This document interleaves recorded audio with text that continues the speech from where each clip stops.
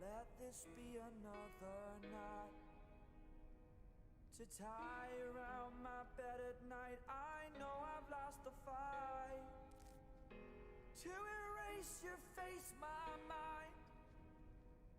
Awake, I lie here staring up beyond the sky.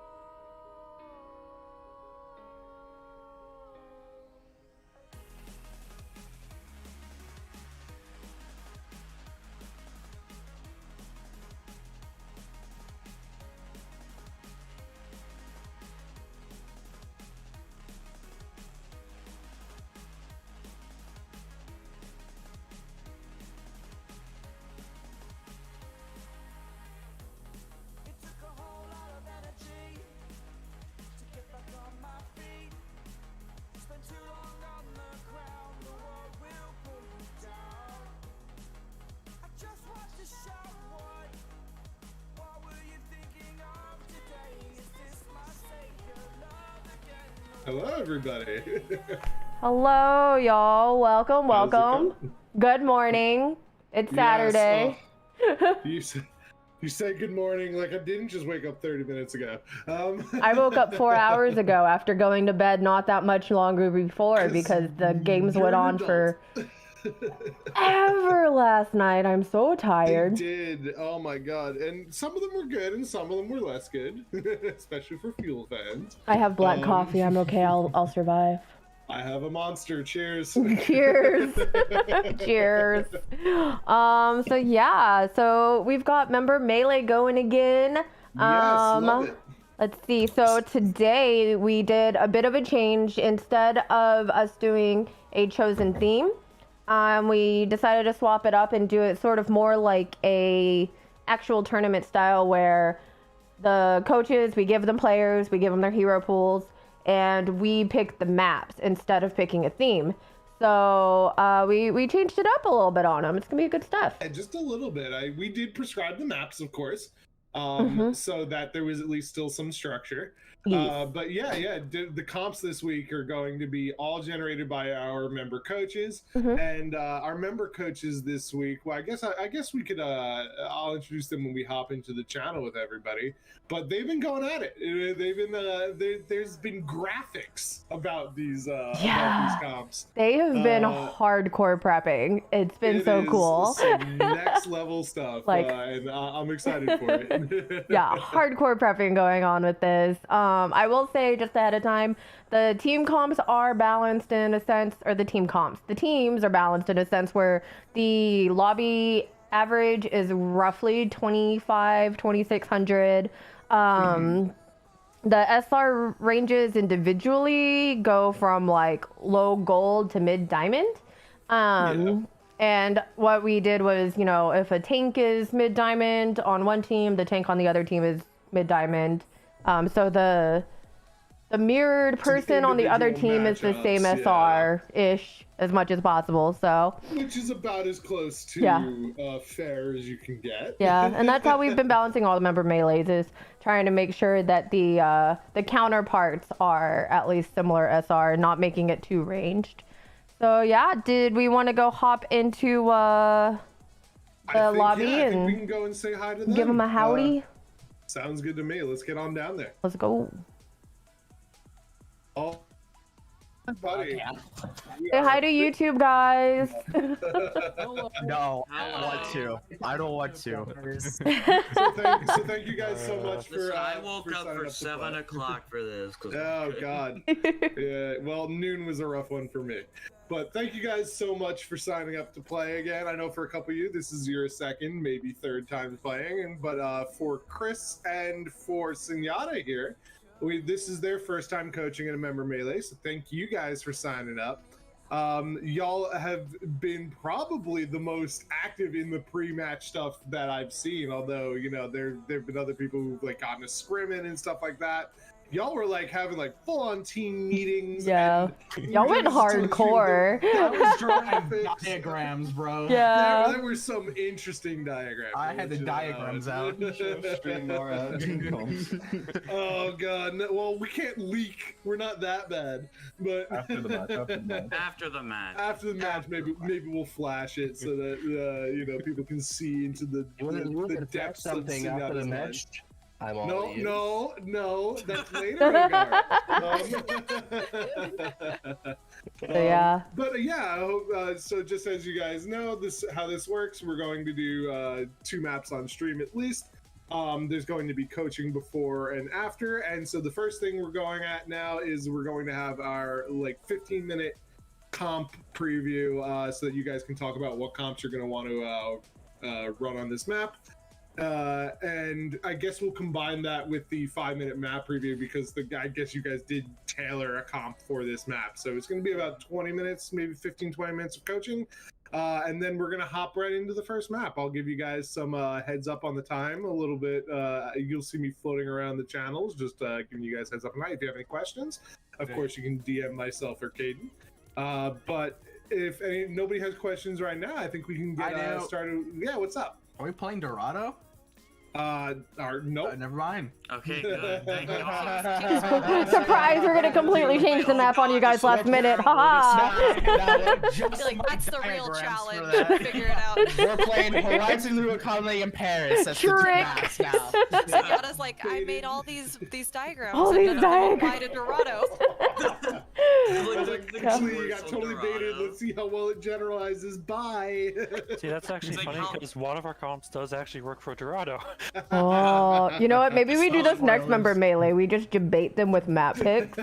Yeah, it's like, okay, you pick maps, but then you give them like the complete opposite maps. Oh, let's do it. I mean, we won't do that. No spoilers. Adaptability. Never happening. That would never happen. All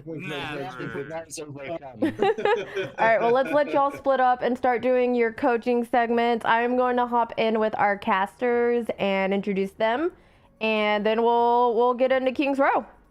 Yeah. That's it. That's great. Yeah. All right. Good luck. Have fun, everybody. All right, so we have casting today. We've got Unchanged and DTX, aka Captain Dino Nuggies, who for some reason changed his nickname back in Discord, and it makes me sad. So Don't worry, I'll change it back. Okay, good. Good. I was like, it's changed, and I don't like this change. So yeah, but we want you to stay unchanged. Puns. I'm sorry, I'm really tired. So production on 1 hour of sleep and Noria. Dude, I'm honestly, I took like a mini hour-ish nap at 9, and I only got about 3 hours of sleep because Rufus needed to go outside. Oh boy. And I'm so tired. So tired. But yeah, we were talking about the teams. They're going to be splitting up. They will be starting on King's Row here. And then I know y'all, the casters, y'all were able to sort of see the inner workings of the team chats. And we were kind of talking about how one of the teams has been doing like diagrams and like big comp strats and things. So is there anything y'all are looking forward to seeing as we get in here? Well, having sneakily crept into some of these hidden team conversations as a little fly on the wall, there are definitely some team comps on certain maps that I will be looking out for. I've been given some notes and some reminders of some callbacks that should be made should certain comps be played. Nice. Yeah, I'm looking forward to this. It's going to be nice to know that so our ridiculous. casters are equally well prepared for this. Yeah, it's important. These are important things. Not only are the teams going in super hard, our casters are as well. That's actually awesome. As it should be. This is top tier production here. Oh yeah, no scuff anywhere. Here. Super top tier. No NA production to be seen anywhere. No, well, no. Honestly, I will say if there's anything scuffed, it's not with the production. Caden does an awesome job. I made sure I have the audio source on all of the scenes and stuff. You know, we good. Oh, no. We good. It's fine. Pro streamer, by the way. No issues here. Yeah, we're totally good. So yeah, this is a little bit different from our normal stuff where we usually prescribe a comp and then have them go. So what do you guys think is gonna be? Do you think this is gonna be a harder experience for the coaches, or do you think it's going to be easier because they have some more freedom to work with the comps? Well, for me, I think it'd be a little bit easier because maps generally, especially in this meta, is more map dependent than it is just one comp is beating everything else. Especially with both teams generally are in plat, so meta doesn't really matter that much. It just depends on what heroes are each of the players very comfortable on. That's fair, yeah. Exactly the point I was going to make. In the rank that we have today, it's very much, if you're good at a character, you can make it work. Yeah. Yeah, comfort picks win out sometimes, especially in lower elos. It's better to play what you're comfortable with than trying to force like what's quote unquote the meta if you have, you know, an hour on them. Oh yeah, meta doesn't. I think people have had this discussion before. Where, like, at what point does playing the meta really matter? And I think, you know, there's even disagreement among people in Grandmaster, but they all agree that it's in Grandmaster somewhere. They're like, you can play what you want up to 4,200, and some people are like, no, I think you can play what you want up to 4,400, really. And I'm just kind of like, all that way? Why good enough. Why am I even caring what the meta is? Hello? Let's see. All right, I'm gonna go hop in to I think Team 1 and do a little listen in on what they're doing, and I believe they've got about 5 minutes left of prep time, and then we'll be getting into it. Yes, ma'am. And I don't know anybody but like Blue Rose and Pear, and Pear's playing Hanzo, I'm assuming. Yeah, Pear is probably going to be Junkrat, Hanzo. Yeah, he was playing Junkrat, Hanzo, and I think... Or Junkrat, Hanzo, and Tori were the only three heroes. Yeah, those are the three he picked. And also, I'm flex DPSing, so I have multiple other ones, but... Yeah, well, like, Pear's three best characters are those three, so he'll probably not want to swap off those because, like... You'll want to play his best character. If I remember correctly, Orgar is the highest in the lobby. Yeah. Besides, like, the coaches. He's like... Yeah, besides the coaches, but I'm talking about the playing. Yeah, he's 33. I'm like 31, so... But yeah, I feel like the most faith in our comps. But, okay, just whoever's playing Ryan on Oasis, don't mess up the Shatter. Please. That's a lot of pressure. It's a lot onto the Ryan. No pressure, no pressure. No pressure, but you know. But don't check. I'll happily take Ryan for that, man. I've done that a couple of games before, but like I'm on off tag. As long as you've done it before. Yeah, we should probably practice that. I think we did yesterday. Yeah, you did I did for a little bit, but am I playing main tank? No, Master was there.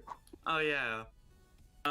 But pretty much we just. It's honestly not a hard thing to do. Yeah, you just jump on the jump pad. The hardest part about it is actually timing the charge, and that's not. Yeah, you need to pull off the charge, which is like halfway up the TP. Then you also go making over the sure roof you don't press shatter too early. Because if you press shatter too early, the call out comes out and they'll fucking turn. You have to like. Yeah, press it and also we turn. have to. If I'm playing, don't I play Junkrat in that comp, right? We just need to make sure we burst down the shatter if we do get one, but we have to get the shatter good, or we're just gonna pretty much feed. I'll probably be sitting at the choke so that I can call when he needs to like go, and we'll just try and like slow their advance as much as possible so they get stuck in that little like doorway bit. Yeah. And then as soon as it comes in, we just like swarm, and it should be easy to clean up. We should have just called But it that'll only work once. Like, it'll only work once. We should have called it the fly meta. Or just like... We have like a few more minutes, right, before we get pulled in. Do we want to quickly speak about the quick play stuff and what we kind of got out of that? And what? Yeah, do that because I was not there to watch you guys for that one.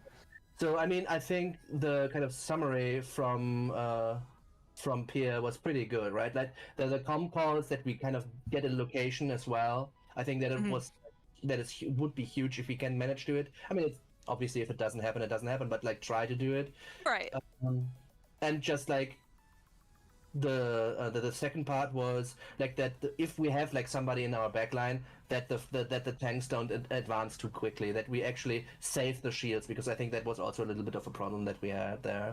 Yeah, Busan Monkey comes to mind. Yeah, exactly. I think those are the two things I think should be the most important things that we spoke about, and the rest kind of comes with the comm calls and whatever, the idea of the like kind of the actual execution. But I think that will just come in game. I think the target calling and the sticking together, which Chris already said, kind of are the two things in my mind at least. Do you guys have anything you wanna? I was just gonna add, like, since we really haven't played together a lot besides the quick play and besides that, if you do need support or healing, just say who you are as well. Don't say like say help your Hanzo or help your Kree kind of thing. Because like we can recognize voices, but it's faster to be like, okay, I'm looking for the McCree where I know where the McCree's at.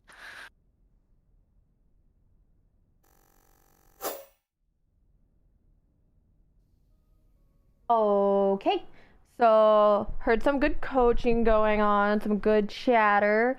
And just want to let our casters know whenever there was talk about some sort of silly Oasis shatter thing possibly for spawn room inspectors. So make sure you keep your eyes open for that one. And we're going to go ahead and hit start and go on in. I'm going to throw it over to our casters to take it away.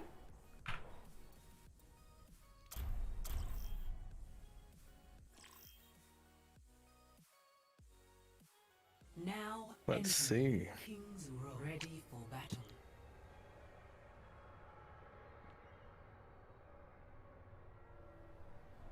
All right, we're starting off with King's Row, everyone's favorite map in the entire map pool. And confirm, you gotta love the winter aspect of the map as well. Everyone's favorite time of year. Oh, looks like the spawn inspectors are going for a little bit of a wonky defense with the ball and the Orisa. Yeah. Followed by Fleek Death on the Ash and Geralt on the Tracer. And then we have a Ana Brig backline. So we're going to expect a lot of bunker with the supports while the DPS are kind of off doing their own thing, kind of looking for the high ground or deep flanks around the enemy team to poke them around, especially with the ball disrupting them. Yeah, we'll definitely be looking for a lot of off angles from these DPS for sure on the defense here. Now, from the offensive side, there is a Bastion currently set up. Whether that will be played, I'm unsure, but oh, I'd rather see them go for this. Okay. The attempted Torb turret. You know what? It happens. You got it. Let's see if you can get it. Though. There we go. Well, that's some free damage off of the start. I'm sure that's what he's looking for. But we'll see if they're gonna stick onto this. No, he goes onto the Widowmaker. Everyone's favorite pick on this map. Get every DPS telling you that they will swap if they don't get picks on first point. I do that a lot, and I still don't get a pick, and I still maintain Widow. But I don't think it'll get as much value as it would want, so I expect a switch here right after they go out the gate. Yeah, the bunkered defense from the other team is not going to make it so easy for this Widowmaker. Well, let's see. Immediately stared down at the shield, and there's the swap that we were expecting. So let's see where we go from here. The Hanzo will be focusing down the shield. They are the main damage output for this team right now, as they are currently looking to set themselves up. Let's see. Yeah, we're gonna see that King's Row is all about rotations. So let's see what kind of rotations the mentally boomed are going to look to set up. Hanzo going for the flank. Yeah, he's already up on that high ground, getting some good angles off here, forcing the team to back up from their original position. Probably not what they'd have liked, although they do get the pick up on him fairly quickly, so that is that high damage output dealt with already, as Nemo's just rolling through, disrupting the team, forcing Mentally Boom to waste some of those cooldowns. Yeah, you already can see the advantage that Spawn Inspectors have. The ball is disrupting them very much, especially that backline. But the good pickoffs right now, the good res onto Perilous Pair from Blue Rose. Yeah, getting a lot of utility out of that res, allowing Perilous Pair to pick up 2 picks for Mentally Boomed here. It seems that they have the point presence. A big sleep on Lorraine there, but Nemo wakes him up straight away. Oh, he's got the balls off in that room. He's locked down. Looks like they're going to be able to retake this point here. Spawn Room Inspectors with a brilliant retake, not even allowing a pick here on what looked to be a lost fight. Mr. BC on the Ana with a huge anti onto them, right above them. Mentally Boom did not see that coming. Yeah, he did brilliantly to just hold his high ground while his team rotated off and make sure that he had the good angle, he had line of sight on his team, and also perfect line of sight to hit Mentally Boomed with, as you said, that massive anti as Nemo was making space for them. Got Geralt on the flank here. An anti, oh no, the bubble gets saved Perilous Prowl there. I'm going to be looking, the group's team comp from Mentally Boomed here could be a huge spot. There's the stick, there's 2 for the pulse bomb from Geralt. Brilliant play there as they were all grouped together in that little room. Yeah, I don't think it was a good idea for Mentally Boom to go down there. I don't know if they knew that the Tracer had their pulse bomb ready, but that was a great play by Geralt on the Tracer. And as we can see here, Flake Death, a late substitution for this members melee today, does have his ult on Ashe. Let's look. I'm probably expecting Bob to be a contest on point, looking at the team comp, so that the rest of the team isn't forced to immediately drop down as Mentally Boom make their push to point again here. Just 1 minute left. There's a good chance this is their second to last team fight. You can probably get 2 more fights off here with the time remaining, depending on how drawn out this fight is. That's a huge anti coming in, gets the supports of Mentally Boomed, forces them to play in this room, play line of sight. Big mines. Oh no, the bomb coming out directly into the enemy team does get a pick though. They do trade back Calypso for Flake Death. Flake Death also, as I said, getting the dynamite onto Calypso, so they trade kills off of each other. I'm not sure what Mentally Boomed are doing here, but they do have Perilous Pearl up on the high ground. Currently, just looks like they're very split. Could be a delayed stagger here for some of their members of Mentally Boomed. They're able to make their way back onto point. Let's see where they go from here. Yeah, you can see that Mentally Boom have made the switch onto the Brig, try to stop the ball and the Tracer from disrupting the backline anymore. But looks like they're getting a lot of value. Oh my god, the big pulse bomb from Geralt! Looks like Spawn Room Inspectors will be able to retake again.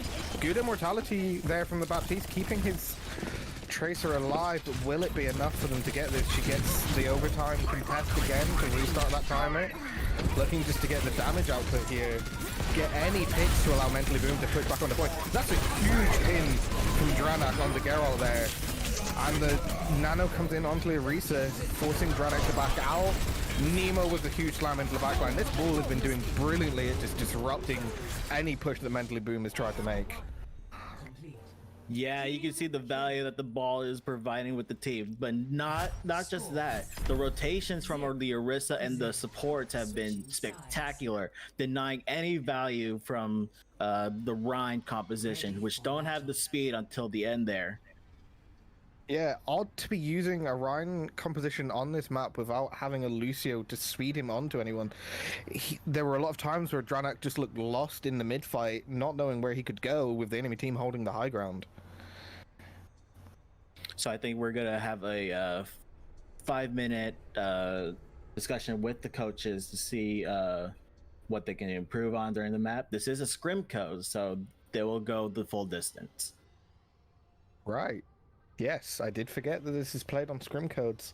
We will see a full attack from spawn room inspectors, see how far, if they can cap first point and keep pushing it from there.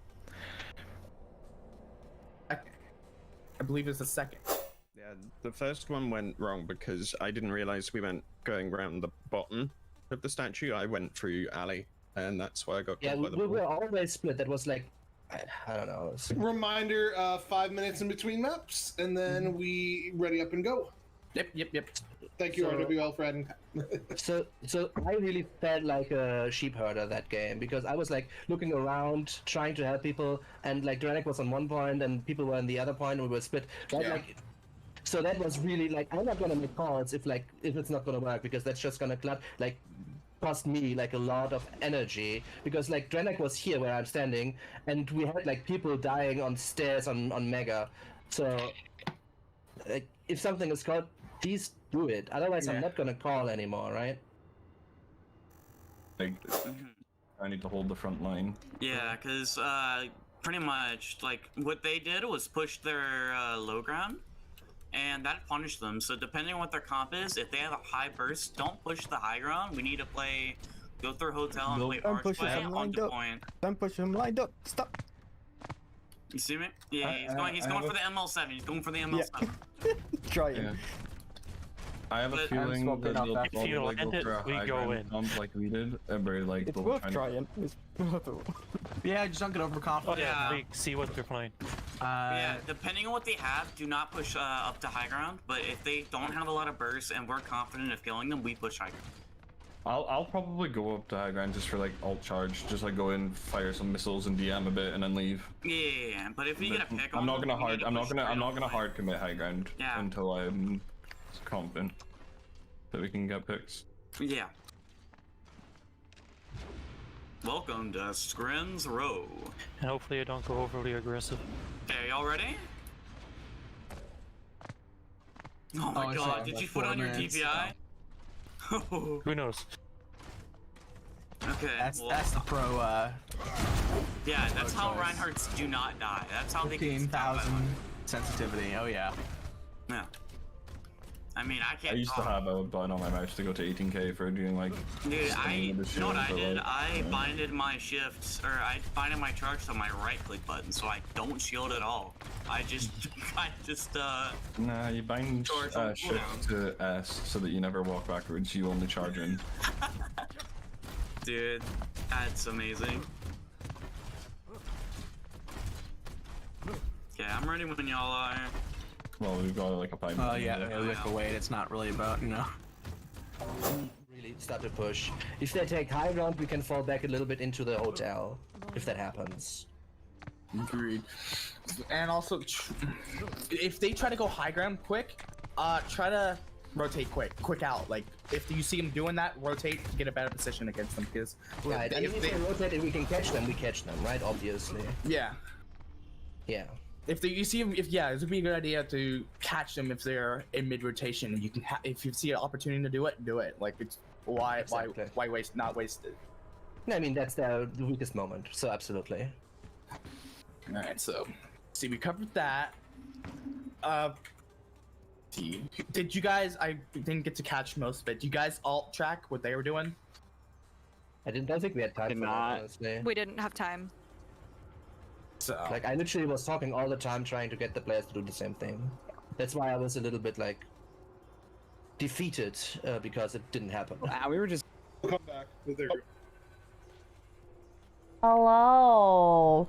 All right, so we are getting close to time for this next one here for the next Yep, we got round. 2 more minutes. Yep. Yep. I heard Mr. BC here is apparently looking for some sort of ML7 nade spot. So, Love to see it. well, we'll see if this happens. As an Ana player, I am a sucker for that. Dude, same. I love it. You know what? So a lot of people like the nades that you can throw at spawn. I like the nades that like hit high grounds and stuff like that, where you're like, there's like a treetop setup or something like that, and you're like, yeah, this nade is gonna thread 9 needles and just purple your entire team. You get it through the shield, like over the shield, because it's in some random obscure tree branch. And Mr. BC was hitting some massive purples on their defense. So yeah, definitely was a game changer for them. We're getting close to start time here, so I'm gonna go ahead and shut up and throw it over to our casters. And yeah, let's go. It's gonna be exciting. Let's see if they can spawn inspectors can attack as well as they defended. Yeah, definitely we'll be looking to see if the offense from spawn inspectors is as dominant as their defense was on this map. Yeah, they had some really good plays from their players, especially Geralt and Mr. BC, who Mr. BC, the Ana player, the big nades that he was getting, and then the dive to follow up from Nemo and Geralt on the Tracer were just something to admire as a fellow Overwatch player. And definitely wouldn't be able to tell that as the two casters we were both Ana players with how much we were enjoying the nade play from Mr. BC. Oh yeah, you gotta love the big nades just to deny anything from the opposing team. Just denies their push. It makes them use resources like the Zarya bubbles to cleanse the effects. But fortunately, the nades were so huge that you can't cleanse them all. You can only cleanse them on 2 players. Yeah, you hit 3-4 people with a nade, and at least 2 of them are gonna stay purple, and that's what Nemo and Geralt were then taking advantage of with the dive. So now we'll see where Mentally Boom are going to set up on defense. Usually, if they're going to run a Rhine comp like what they're doing right now, they want to hold around the statue area, probably between statue and hotel, to deny them that space. So we'll see what Mentally Boom have in store for us on defense. The Rhino Risa is definitely a comp that they seem more comfortable with and they seem to prefer, so being able to force where they can play now on the defense, let's see if it plays any better for them. Mr. BC waiting. Let's see if the sleep didn't work. Don't know if he's still playing for that nade. No, he switches onto the Moira. Very interesting. A lot of healing, a lot of sustainability, a lot of AoE healing. Yeah. Looks like they're going to be playing very brawly then, with Geralt as their main damage output. Look for them to be taking advantage of Fleek Def's stun then if they're playing close together and focus down the target. Calypso trying to get the off angle there. Rotating off to this high ground. Looks like Mentally Boom are doing a good job to just keep their distance as well. The D.Va splits off. Not sure what they're trying to do here. Spawn room inspectors looking a little bit lost. Big anti, yeah, big anti coming in from Rhea. Not able to capitalize off of it though, so just wait and reset. Spawn room inspector still holding this high ground. Not sure if this is what I'd be doing if I were Mentally Boom. They look to be rotating off point. No, they're not. Okay, I thought they were going to try and push into the small room to play up to them. What they don't want to do is allow the attacking team to force where they're playing. As the defenders, you want to be standing and telling the attackers that you've got to come to us. Yeah, you're right. Very interesting pick for the spawn room inspectors with the Zenyatta pick, who gets picked off already from Perilous Fair. Playing far back, getting that sideline, able to get that big pick off. But he goes down as well. Fleek Def gets the trade onto him, but they're able to res him back, but at the cost of their mercy. And now Spawn Room Inspectors pounce off of those picks, and as said, they take advantage of Fleek Def's targeting. I think Geralt forgot that this was a scrim code and used his ult as a BM. Listen, it happens to everyone. I used it. I did it when I was playing in the double shield member melee. I pressed Q. I was Baptiste on once we crossed the point. Yeah, it's still more game to go. Yeah, fortunately for him, they're not running the Zarya, so no off-tank screaming at him for wasting that at the very least. Very true, very true. Let's see a lot of poking. Oghara taking a huge amount of damage from that Hanzo spam. There's a huge block on the Shatter. I think both teams' Shatters got fully blocked, but Nemo gets a pick, and he gets the remet kill onto Calypso. They are pushing their way through on this attack. The WRL Master just looking to mop up those last few kills. Never mind, Oghara gets him, but he is not the only one left. The Hanzo made its way out of that. Let's see what Oghara does here. He does have his grab available. I'm assuming he's going to want to get that Mega. Yep. Ooh, this is a dangerous position for Oghara to be in here. It could be a really, really late stagger here. What's the grab? Oh. But his team did get a couple picks off of that. This might force the spawn room inspectors to go back. Yeah, they have left point, they're backing up, they're looking to regroup now.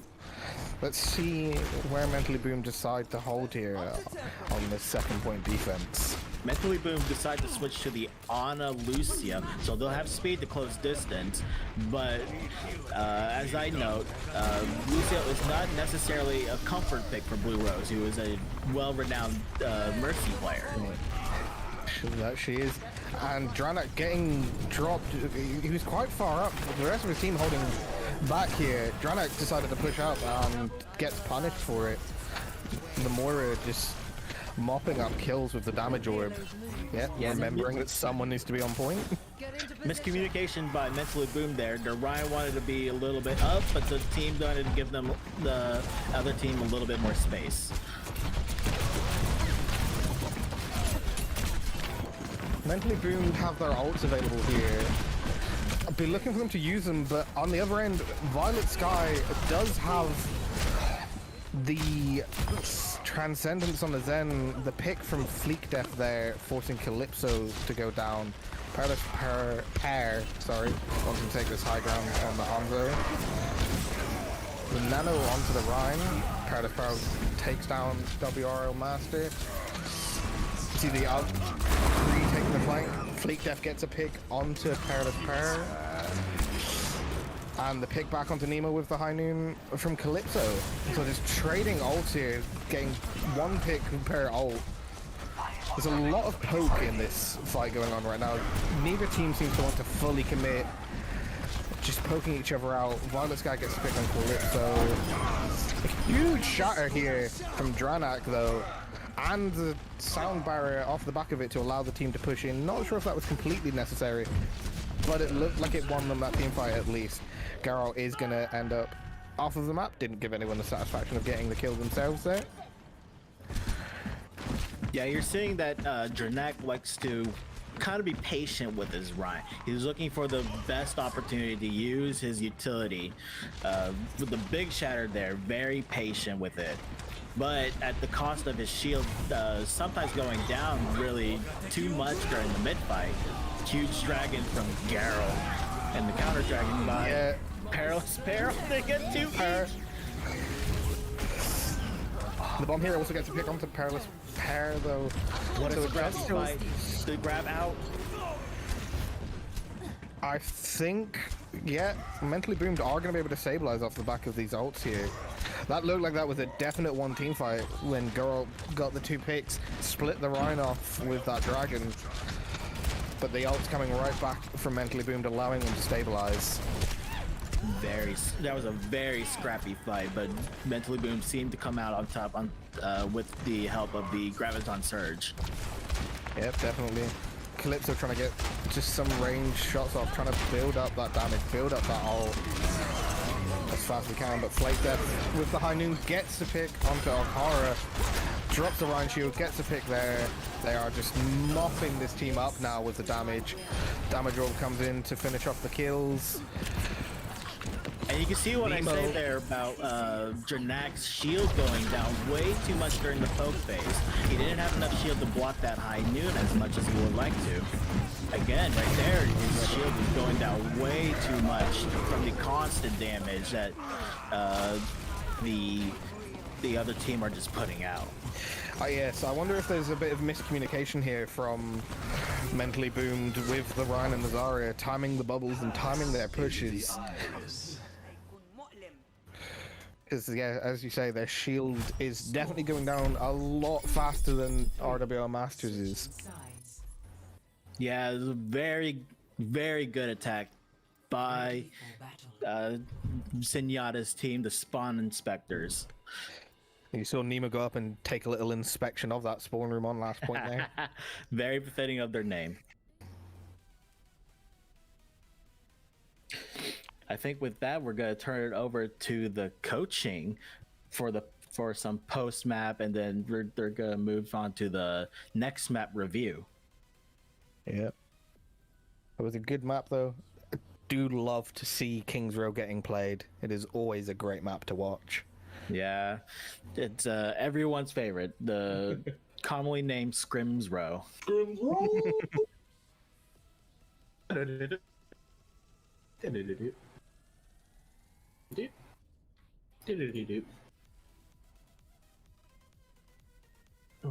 Yeah. Okay, I gotta get out.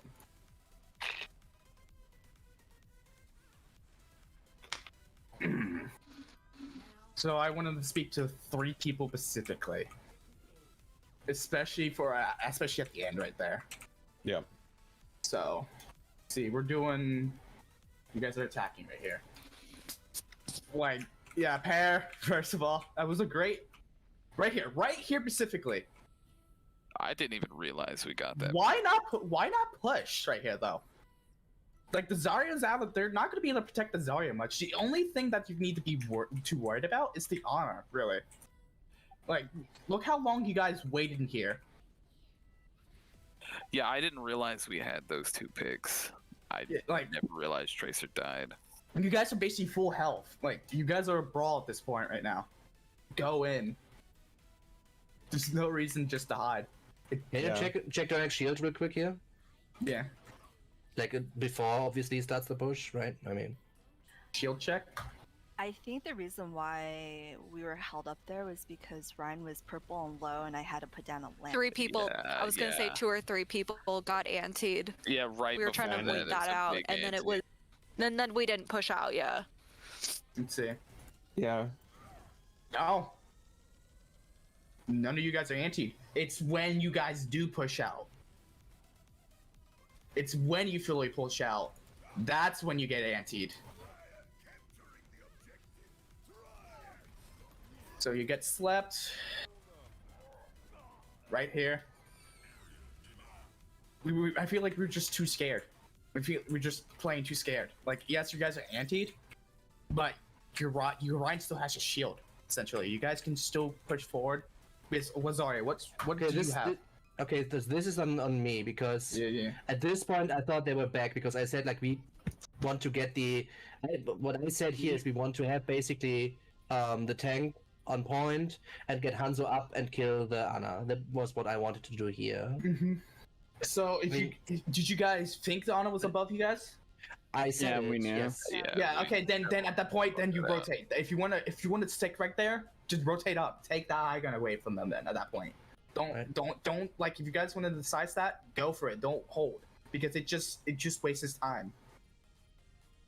There's times where you need to be like communicate real quick before fights to position yourselves right there. You didn't need to position yourselves right there. You had to pick. You had to pick. Pearl, if you get a pick, anyone gets a pick, call it out because it will change the tempo of the game immediately. Yeah, if you if you guys call that out for the Ana, rotate it and take up that high ground so it does not let them just have free reign. So, but just after you lose that team fight, right here, this is where I wanted to say this is a perfect time to know if they have any ult or not. Call out. It's like you didn't need to be like you guys. Yes, be communicating where you're gonna be going next, but also try to figure out what they potentially might have. So they're close to 4 ults right now, and you're close to 4 ults. It's a tied game right here, essentially. Still pretty even. Let's see. You guys rotate right up here. Now I want to know what happened to right here. You guys get the ball. They nailed them. That's good. At this point, just go in. And then, but this is unfortunate. That's unfortunate. Yeah, that pulse. It seems like you guys are just like wanting to hold, and like you guys. What happens is, as soon as the ball goes in, you guys hold. Like you just stay there, like and try to fight it. Do we want to fight the ball with like we get underneath? Why? Okay, why no? Why do you want to fight? Why do you want to fight the ball right here when the Ana is still high ground? It could potentially nade you guys. Yeah, I want to go. I want to get in there, get away from the ball with ult because we won't be able to kill him. He can go away. He has 50% damage reduced, right? So whatever. But get him off the high ground here, or get onto the point. But then we get double naded, right? Yeah, exactly. So you guys lose this team fight essentially because of that. But you guys only used one ult. They used 2 right there. So you guys are now your ult economy is fantastic right now. This is gonna be this is where I wanted to talk about this specifically about switching right here. Why do we feel like we wanted to switch right there? Blue. Because we were playing more underneath and I wanted to deal with the ball. But ball wasn't really the problem right there. Ball really wasn't the problem. He kept going into you guys, but you saw he literally had to get all the resources on him just to live. Essentially. So the call here was the ball is getting too much value. We need to deal with him. That was the call from the team here. I don't know exactly who said it, but that was the call. I also said right. Now this was a miscommunication right here. We said left, and then I totally got lost. You were just 2 people were just split right here. 4 people are going left, and then 2 people are going right. Yeah, I realized afterwards. I was like, well, shit. And then this just screwed up the whole team right here because the ball just walls it in. It's if you guys are miscoordinated, that's when ball gets the value essentially. Ball's really good against miscoordinated teams. 10 minutes, by the way. Yep. Thank you. All right, so let's see. Let's continue this team fight right here. So right here, he pops mines. But where does some of our healers go? Yeah, okay, you're trapped. He uses Immort. This is the perfect bullet blue. This is a perfect time to let's see. Do you have your bash? You don't. Okay, you just used it. All right, you just I used it for the ball to try and stun him out of mines. Okay. I was pretty much trapped between ball mines and now I didn't really have an option there. That's unfortunate. Right here. This is really interesting. Pear, I like what Pear's doing, but why do we need to hold this right here? Do you want to go through? Like, do you want to just go left side and go into Ota and go up? Also, why are we still out in the open where I know Orion's about to lose his shield right here? We need to rotate. Go left. Perfect. Yes, I saw you. I heard you call out. You want to get ult charge for your bubbles. This might be not the good time right there. Okay, we're still holding. We're indecisive right now, right? We're so indecisive about what we want to do. Like our BAP's low, and now we're split too because Hanzo's up top. Your McCree's dead and about to respawn, and your Brig's also respawning right now. At this point, and then you killed someone. Ball's coming in. So. And we were still holding this. And then it took you guys so long just to start rotating against this ball then. Yeah, it took the ball to make you guys rotate essentially. Yeah, I was pretty much. And then right here we call like tanks. You gotta make sure you know where your healer is right here because you just left them behind. Look what happened. You call out, okay, we need to go to point now. We're gonna need to go to point now. You don't turn around. You don't turn around at all. Especially you, Zarya, you need to look where make sure your healers are, if you're your only healer right now. Because you're down a healer. Yeah, Chris, by the way, I won't be calling the next map. I can't get any value if I'm just like hurting cats. That's fine. That's fine. Then you help with specifically I want you to help with the alt tracking then. Focus tracking you can, and then Durak, I want you to call out. You shall call like now, essentially. I want you to try. She grabs. And it stops us chasing the other boy. The one that fight, they still pushed you back. We got a free They all out of it. though. probably would have won that anyways without like the that? grab, but yeah. When you get a dragon off like that, like be really aggressive. Yeah, I Because there called is- out to push so you far on know- the Reinhardt because he was split off with his team. Yeah, as soon as the dragon went out, I was on that fucking Reinhardt. Yeah, Like, and holding the W key. Yeah, because that pretty much gives you a free spot to walk through. Yep. Make so And much I space. ignored the McCree there Yeah, because I it's just one fucking- McCree behind. I'm gonna shield off the rest of their team. This like first fight's my bad because I'm up on the high ground and I don't notice the hands are coming behind me and he gets like a free storm arrow to me. And I They're just lean here, back. Kree. Be mindful. You know they have a Hanzo back here spamming. So if RWL's shields go down, you should not be peeking this angle, because between your revolver and Hanzo's arrow, the arrow wins that fight.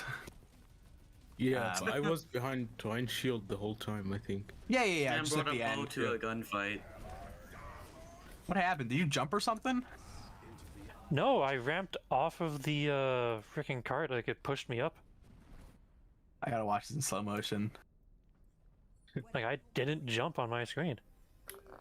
Oh, it like pushed you up onto that ledge of the car. See, like, Heck! I hit the ground. Intentional game design. Yeah, that's what's getting I cooked hit by the winter ground before mode. I shattered. On but winter, the it- payload's not like that. Man, if only That it wasn't was- the winter. Like if I had not done, like if my character had not done that, I probably would have hit the shatter. Yeah, and with the winter one, it's the sleigh because of the Yeah. rolling. Although I might have been blocked by the Zarya bubble, but Yeah, well. probably. But Yeah, but like I said, my would've gotten the Reinhardt. That sucks that you die just before the trans. Yeah, I tried to save him. Yeah, it was so what I close. would have done then was charge the Reinhardt into the corner and hit him off. High Noon was paying. That's what we were saying in Spectator. We were talking about that in Spectator, how probably your best bet there would have just been to charge right into here. Yeah. Yeah. Bring him to a nice little pit. But that was just to prevent like counter charge or whatever. But yeah. Like I would have hit him onto the post and then swung my hammer to him off. Here again. I shouldn't have. That was turned really around. great. Splitting, that was I kind hit of the a corner there. I was like, shit. I mean, really? I mean, let's watch that again. I need to watch that again to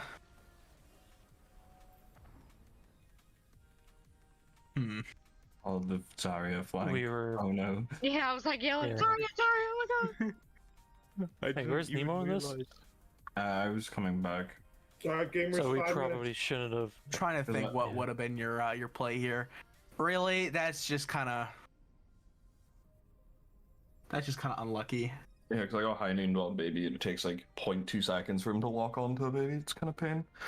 I mean, Yeah. you know, either your backline starts falling over or you get shattered, and ultimately one Which of those they were things will relying on happen. me turning around, but Yeah, you turn around, they shatter, and it goes. Yeah, I arrived to this and I'm just like, Yeah. I Could have don't done know. something I think I like might just everyone leave. turns around and then except after Ryan. this fight, I Then you decided. start- Yeah, I decided to go for ult and then jump off map. I just try and like feed some damage to get some support ults.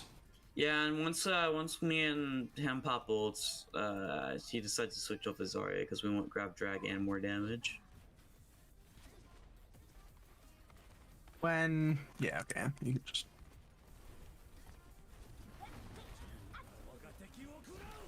Yeah, that was good. and then I And just then didn't. counter dragged. But we That did somehow have, we got did have a Hanzo. higher chance though because we had a healer, but they pop grab here and yeah. Yeah, well, you have to grab out at least. Mm-hmm.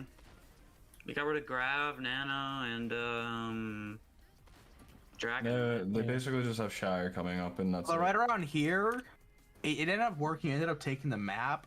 Right around here is probably when you guys could have swapped to Brawl. Well, I think this is actually where I swapped did. Zarya. Yeah. We Yeah, swapped. Nemo's did you? currently going back Yeah. to Zarya right Yeah, now. we swapped to Zarya. Yep. Because he didn't have ult charge, so Okay, we yeah. decided to switch to Zarya instead because it'd be better with the Hanzo. Because I just didn't notice. Yeah, I was like, we can maybe get a Grab Dragon to finish this because I was pretty sure I could build a Grab in like Like a the minute and a Diva's half. not really providing anything now. Yeah. especially on this third point. You know, you could get a little bit of dive action, but it wasn't really working. Yeah, Especially that's as why I was kind of Hanzo feeling just does that. so much damage to I was kind of feeling that, and the first thing I do on Zarya is just like fucking beam everyone down with the coal. It was just like, oh, I think Zarya was the play. This last fight was a little sloppy. Yeah, it was. I noticed their miners once, so I just kept swinging it. Yeah, there's Zarya kind of feeds here, honestly, and then we got that flash shower. And then we can't. Because I'm like full charge and she has no charge and she tries to like 1v1 me, realizes that it's not gonna happen, tries to run, but I'm just beaming her down the whole time. So that was really well played. I think definitely you need to we need to like realize like as a team and to make that call when you need to be hard to pressing W and when you need to be backing out. Obviously Rush and Brawl are not nearly as fast comps to play as something like Dive. But there's still a point at which staying in a battle too long is just feeding ult charge and slowing down your regroup. Yeah. But yeah, you know, some of them, like you get Zarya grabs out when they really shouldn't have grabbed, but that was just a free run again for the next fight, essentially. It's really you really don't want to rely on your opponent to make mistakes. Yeah, we need to just make sure that we don't rely, but we capitalize. That's all. Yeah. I know, and I'm just saying, you know, if Zarya didn't use Grav there, you still would have probably died, because Zarya beats Kree, Moira, Zen. Yeah. But the fact that she Grav made it profitable, but if she didn't, you know. Yeah, they you don't want to rely on her. Oh yeah. You don't want to rely on her doing that in order like to get. I said, play safe, play methodically, but once they make a mistake, go hard. Hello, hello. I feel like I haven't talked to you in forever. But we got some great coaching and some great games going on, although that one a little bit one-sided. What do you think?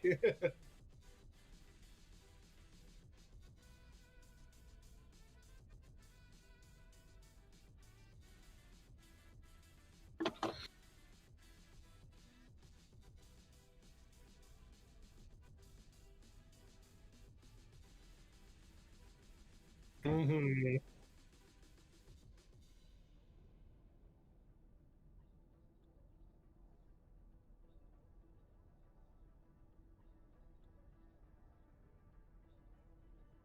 Fair, yeah.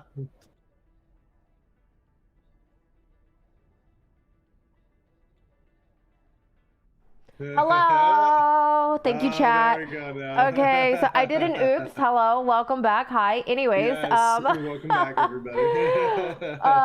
so let's just forget. Let's go again. Everything I was saying. As I was saying, yeah. So I was agreeing. It did seem there were some hiccups there. Mentally boomed. They did have some hiccups there. They were a little aptly named for their team, the way they were playing. But as I was listening to the comms, it sounds like their coach, who let me remember who their coach is. Do they have Senyata? Their coach is Chris. Chris. They have Chris. Okay, so Chris asked Janak to sort of take over the helm of the comms as that main tank position. And asked Ogara, thank you by the way, Paul, and asked Ogara to take over the ult tracking, ult management sort of comms role with them, with their frontline comms. So we'll see if that makes a big impact as they go into the next map, which will be Route 66. Yeah, for sure. I mean, it is a kind of outdated thing at this point that, you know, it used to be that teams would have a single IGL and a single shot caller, and they would make all the decisions. And it kind of in more recent years, it's shifted towards basically everybody makes calls because no one person can process all of the information and do things fast enough. So in an optimal situation, everybody calls. Yeah, it's more conversational. But sometimes when it's more confusing and like, you know, calls are being lost and stuff like that, it is decent enough to just have one voice, and that can be unifying for a team, especially with these teams that are kind of hobbled together, right? Yeah, like they've never played together in this sort of environment. On a more scrim-based comp-based thing, they've never played together as like where like this coordination matters to more than anything else, right? Even when you're playing comp, coordination to this degree doesn't exist. That ladder is a special breed of game. It's its own small hell. So yeah, but I don't know. I think it was really cool. The spawn room inspectors, they seem to have everything down. They moved very well as a unit.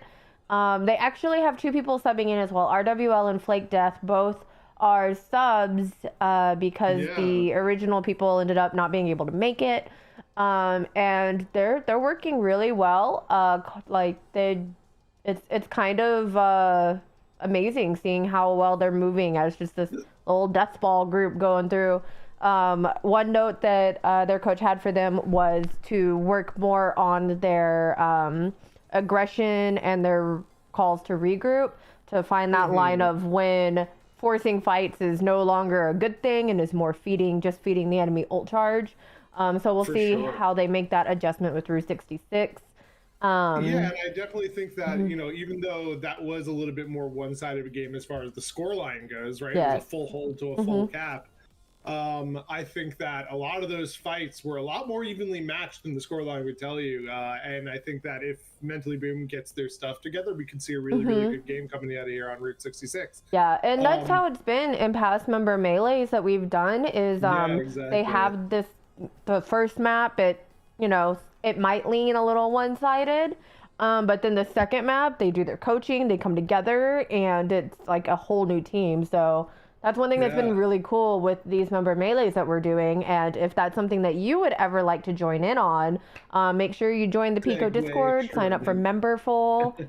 And we do these every 2 weeks, different sort of theme each time. And it's really fun. You can join as a player, a caster, or a coach. It's also really cool. If you've never had any experience with playing in a coordinated team, this is a low stakes environment. You get some coaching, you get to hear back from people about your play, you get to contribute and get some experience in this, because playing in a 6v6 team is peak Overwatch to me. If you've never had that experience before in at least Pugs or anything like that, this is even more organized than Pugs. So if you're like, wow, Pugs is totally different, this is even more. Please come and join us. I think it'll be a lot of fun. Like you were saying, Pico has our membership program, and so you do have to be a member to participate this. It is called the Member Melee. We have 3 different tiers currently they range from community, which is a $1 a month contribution, $5 a month contribution for a student membership, and then a professional membership is $10 a month. And that goes that money all goes back into the community to help fund events. And anytime we have a coach come in, like today we have Tickety helping us out. Of course, he will be compensated for his professional time.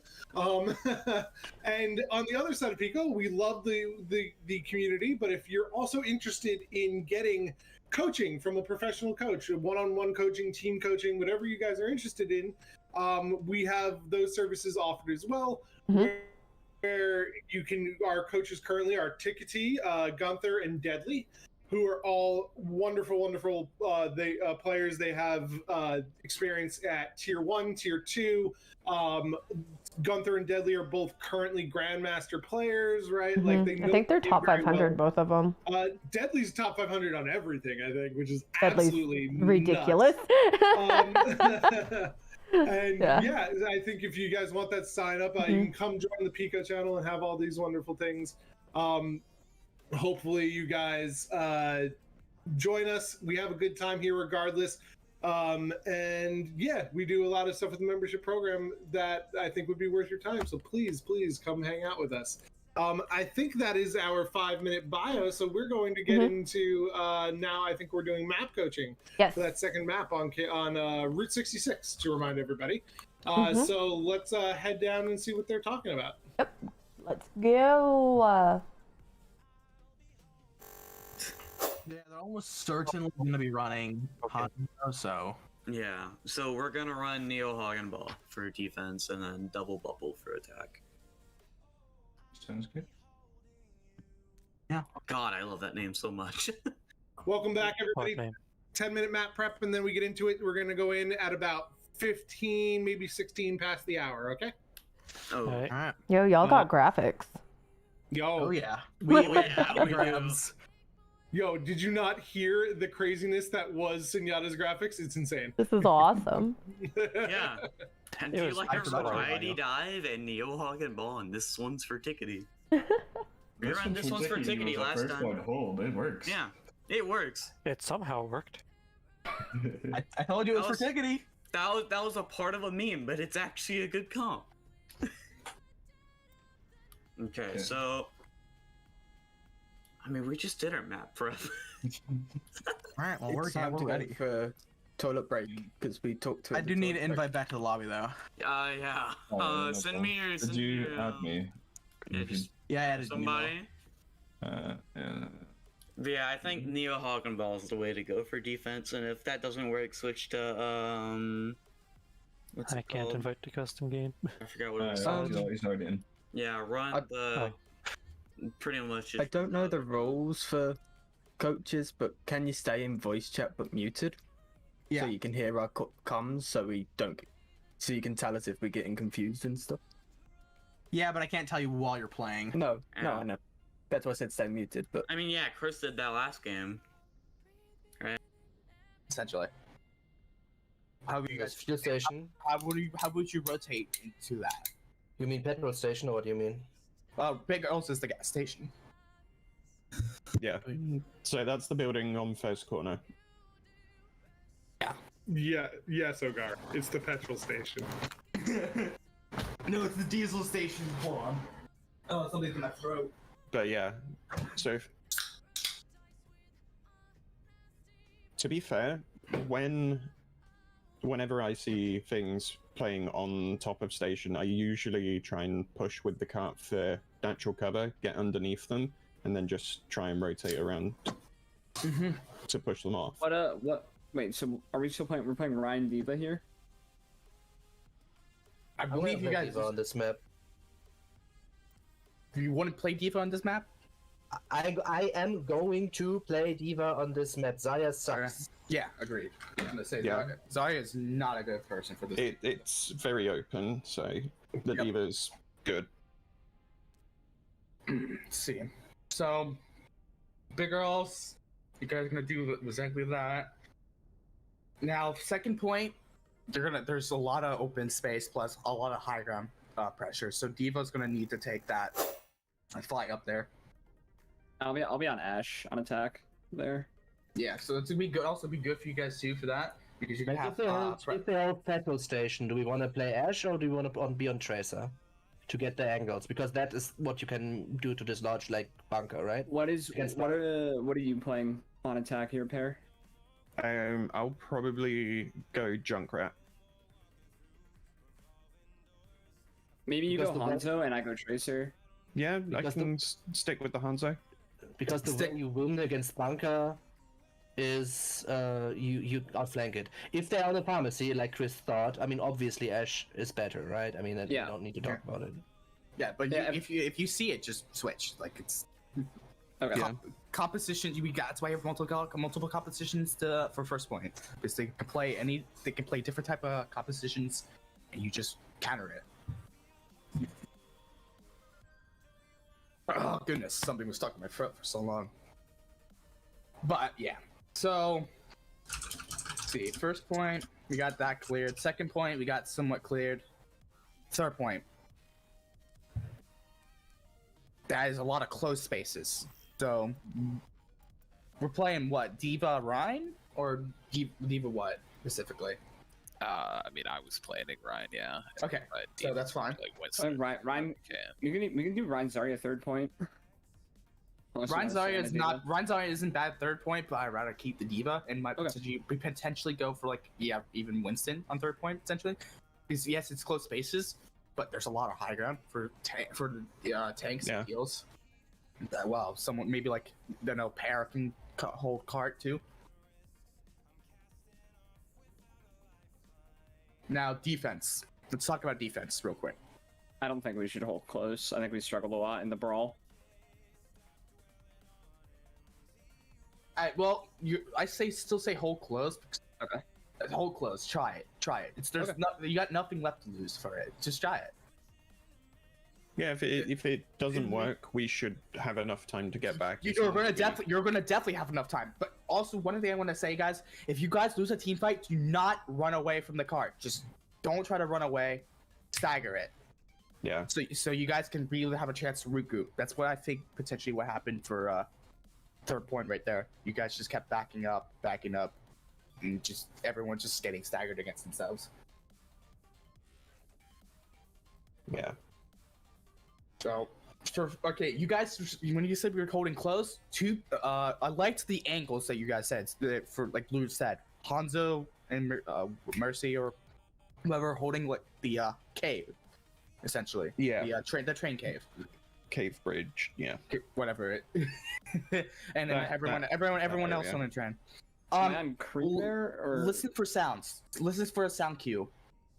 If it helps you tell which direction they're going. If they're going right, left, or right under you. So, if we're gonna what's sorry to say, Cal? I was gonna ask if we're holding close. Show me on Creed Tracer. I can even Reaper there.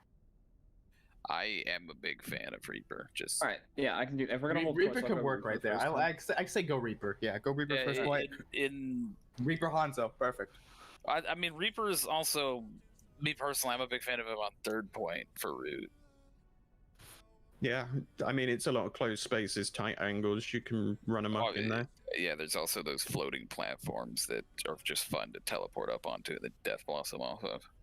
They have pharmacy, Hello, and they start bombing us in that train car. Where are we rotating? Well, you rotate. We don't. You either if we're holding close, we just stand cart. Yeah, exactly. So what you need to do essentially is ignore that fair. Fight. Yeah. Fight everything else. Kill them. Because if you're not gonna have anyone to focus that fair, other than the one that if you're playing Ana, that's the only one that can focus her. Even that's a good idea. Like even just getting a pot shot into her changes the way she has to play. Wait, am I playing Bap or am I playing Ana for the? Well, it depends. What do you want? What are you feeling like? Which you think is going to be the best way to play in front of this? Oh, I mean, Well, if you're holding train car, you don't want to play Ana into that because. Yeah, I was about to say, if we're holding close, I really think BAP, because more than likely shit's gonna hit the fan immediately, and we're gonna need a lamp. Like, 1 minute hate to say it, warning. but we're gonna need it. Thank you. Yeah. Yep. All right. So.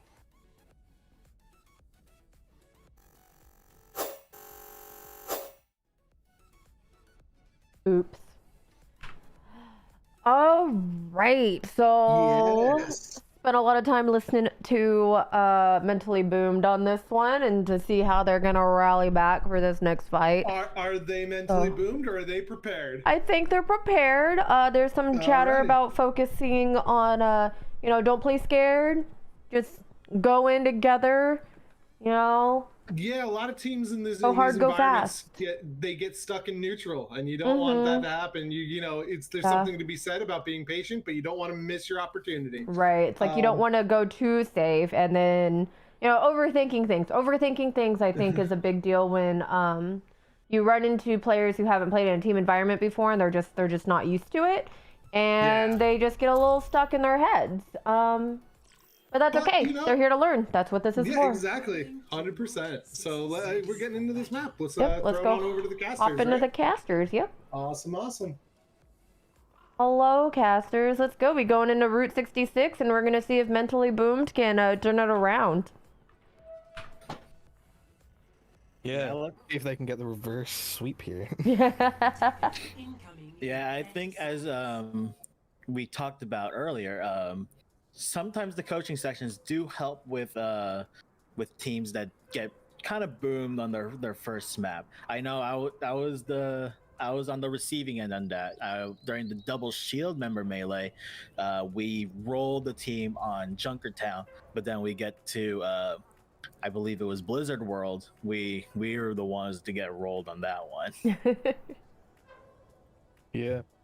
I mean, I've seen it happen just in like CoF maps on standard rank ladder where a team will roll first point, but then, like I say, the other team just reverse sweeps them to take the match. It's easily done. So we'll see if Mentally Boom can come back from that loss on King's Row and show off how well they do now. A very interesting comp coming out from Spawn Inspectors. They're going with a Hog Ball, Farah, McCree, Mercy, Ana. So this is going to be a lot of poke damage coming in from long range, especially from the Farah. I might have wanted to see the Ashe instead of the McCree, but still going to be a lot of damage headed away of Mentally Boomed. This map is very good for long range poke. It might also be good for dive, but definitely with the long sight lines, it's definitely good for this comp right here from Spawn Inspectors. And I love to see the Hogball come out here. Let's see how they set up. Let's see where Mentally Boom decide they're going to push. Their Ryan's pushing up to like high ground to start off with. Calypso on the Ashe trying to take an angle on the low ground. Obviously his job is going to be dealing with this pharmacy from Spawn Room Inspectors. Yeah, the Ryan is gonna have a tough time with this. The Mercy on the other team, by the way, is the mother of the Ryan on Mentally Boom. So that's a very interesting storyline to look out for. Yeah, Violet Sky is the mother of Dranak. Very competitive with one another. I hear Dranak wants to, you know, dominate and beat his mom at this game. So let's see if he can pull it off. At the moment, a lot of damage coming in. Obviously, no shield for Spawn Room Inspectors. So a lot of the poke damage able to come in. Big pick from RWO Master there on the hog. Let's see if they can deny the res. That was a big peel by the Diva on that play there to get the res off, but unfortunately gives up her life for it. Yep. And Pear gets a pick on the Garo. It looks like they're trading picks here. Still a fairly even fight. Never mind the res from Violet Sky. Bring Geralt back. Get the stun fan onto Dranak, and Dranak goes down from flake death there. A bit of miscommunication there from the Ryan with the rest of his team. He was on top of gas station for some reason, probably trying to contest. Switch here for Nemo onto the Winston rather than the ball this time. Very interesting. Unusual, this is not expected from this team here. Nano comes in, he's going to get a lot of bleed damage here. Should get the pick onto Pearl. Yep, he does. Trying to dive back onto that Diva, making sure he gets out safely. I'm going to hold this corner here. Akara with the bomb and no shield to block it now that the Winston bubble's down. See if he can get a pick up here. Never mind, it looks like he's going to be using it to remake faster.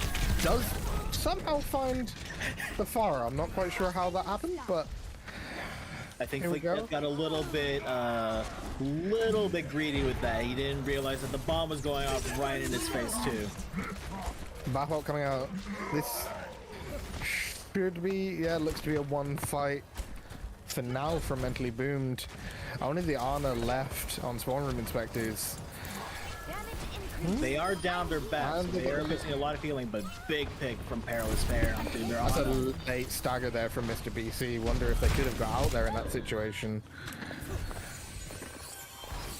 Let's get led straight back up.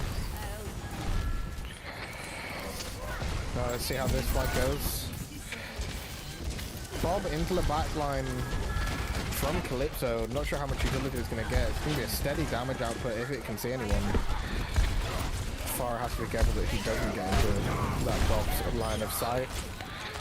Dranak again, the first one to go down in this team fight. But Mentally Boom do have the pick advantage here.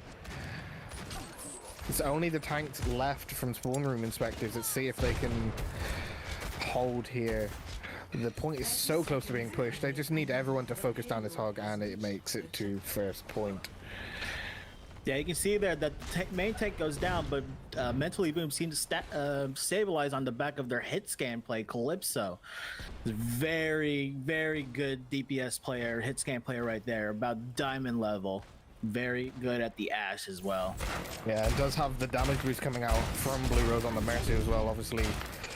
It's that high damage output that everyone's scared of from the Ashe. Even more dangerous when the Mercy is there. If you can click heads, that's a lethal combination. Pear pushed up quite far here, trying to get the off angle. Not able to get a pick though. And there we go, there is Calypso getting the picks with that Mercy pocket, allowing Mentally Boon to just keep rolling through on this push. Yeah, as I noted earlier, Route 66 is a very good map for long-range hit scans. Even after the nerf, if you have a Mercy Pocket, you're going to do a lot of damage, and you can see it right here with Calypso and Blue Rose. Yeah, and obviously Pear even on the keep on calling Pear on the Hanzo. Another one that's going to be a big pulse bomb from Garo again, doing brilliantly, carrying over from last point to land those sticks on the pulse bombs. Violet Sky needs to be careful that she doesn't go too far in. The diva of Okara trying to chase her down, desperately trying to finish her off. Looks like she's going to be able to get away from this. Never mind, the anti landed, and she is picked. Mr. BC also gets a pick onto Pear. So the supports traded off to spawn room inspectors. It's going to make it hard for them to stabilize on this defense with no healing. They also switched over to the Ashe over on the spawn inspector side, also with the Tracer instead. These switches, let's see if they're going to come to fruition. Looks like not for point 2. I'm not sure about the Tracer on the second point, but third point definitely might be better for the Tracer with the close range combat that's expected in this just narrow corridor. RWL switching over to the Ryan as well, noting that this is going to be very scrappy in this very tight corridor. Yeah, and Fleek Death goes on to the Kree, also acknowledging that this is going to be a close range fight. Wants to still keep that hit scan, but prioritize the mid and close range and get that stun off, not allowing Mentally Boomed to just roll into the middle of his team. Yeah, the ult economy for for Mentally Boom is a lot better too. They have Shatter Bomb and Dragons coming out. They also have the Bob available here. See if they combo any of these ults. Nemo getting the pick. The tanks of spawn room inspectors look to be rolling the backline of Mentally Boomed here.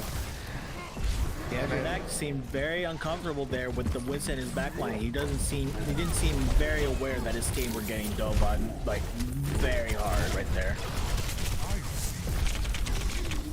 Nemo looking, is he gonna make it out? No, Nemo can't retreat fast enough, gets picked off by Calypso. Let's see, Mentally Boom should be trying to take advantage of the pick that they have here, trying to push through before the Winston can stabilize. And they get another pick onto Fleek Death, that's good for them. Staggering this fight out, not allowing the defense to regroup here. Nemo onto the Zarya right now. Nano onto Dranak. Let's see if we can get a pick with this. That's a good pin. He does have Shatter available.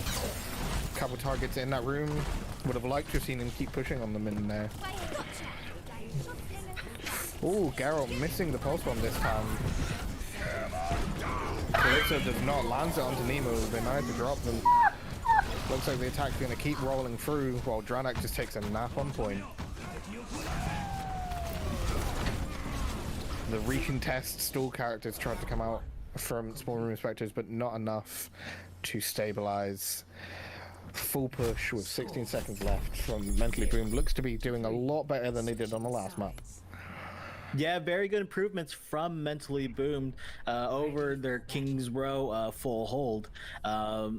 I didn't expect the Ryan to be a very good pick for this map. I thought the long range damage coming in from spawn inspectors were going to pressure him a lot, but on the back of Calypso and the DPS and support duos, they seem to be able to stabilize on their mechanical play.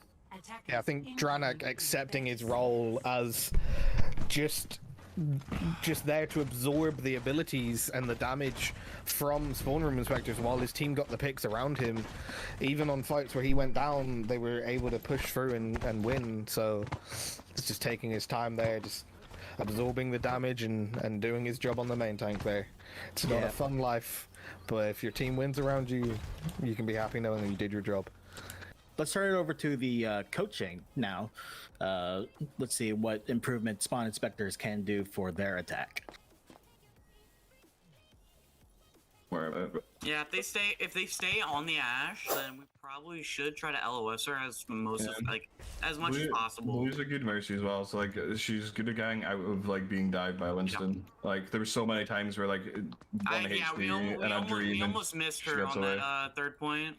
Nah, the only reason we got her was because I got nanoed back up to full health. I was like, fine, I jumped in again. I mean, I was jumping in there too, but she was getting were killed you? by Yeah, Ana. were you? Yeah, right, yeah.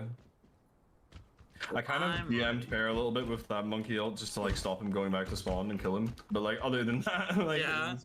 I needed it for the health. I was like 1 HP. Yeah. It's better than just giving ult. Yeah, and he was ready to start storm arrowing me, so I was like, I kind of have to. Yeah.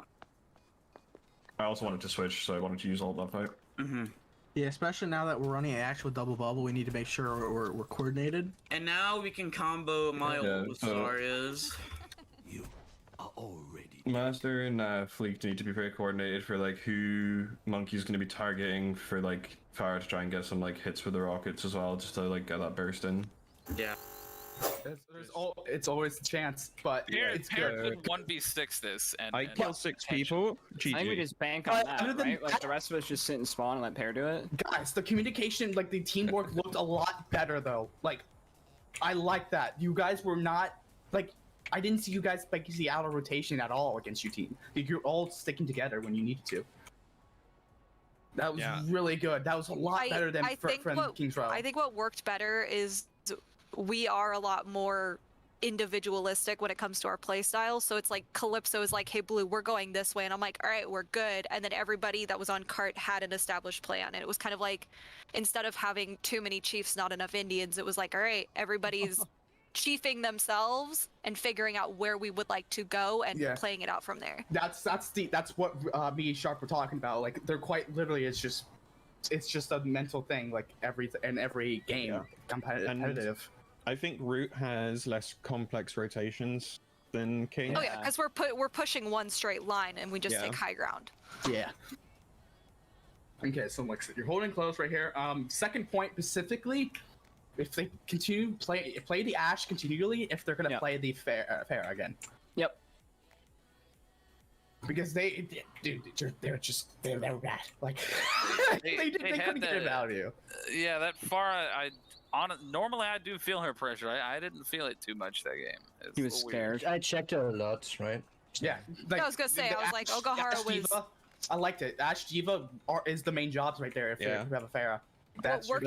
What worked out nicely is we didn't give them a second to breathe, and we had enough pressure, like Calypso and I going the right side, Ogahara pressuring the Farah, like they could not get footholds.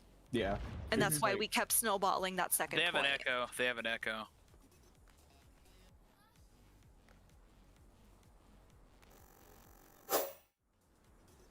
Okay.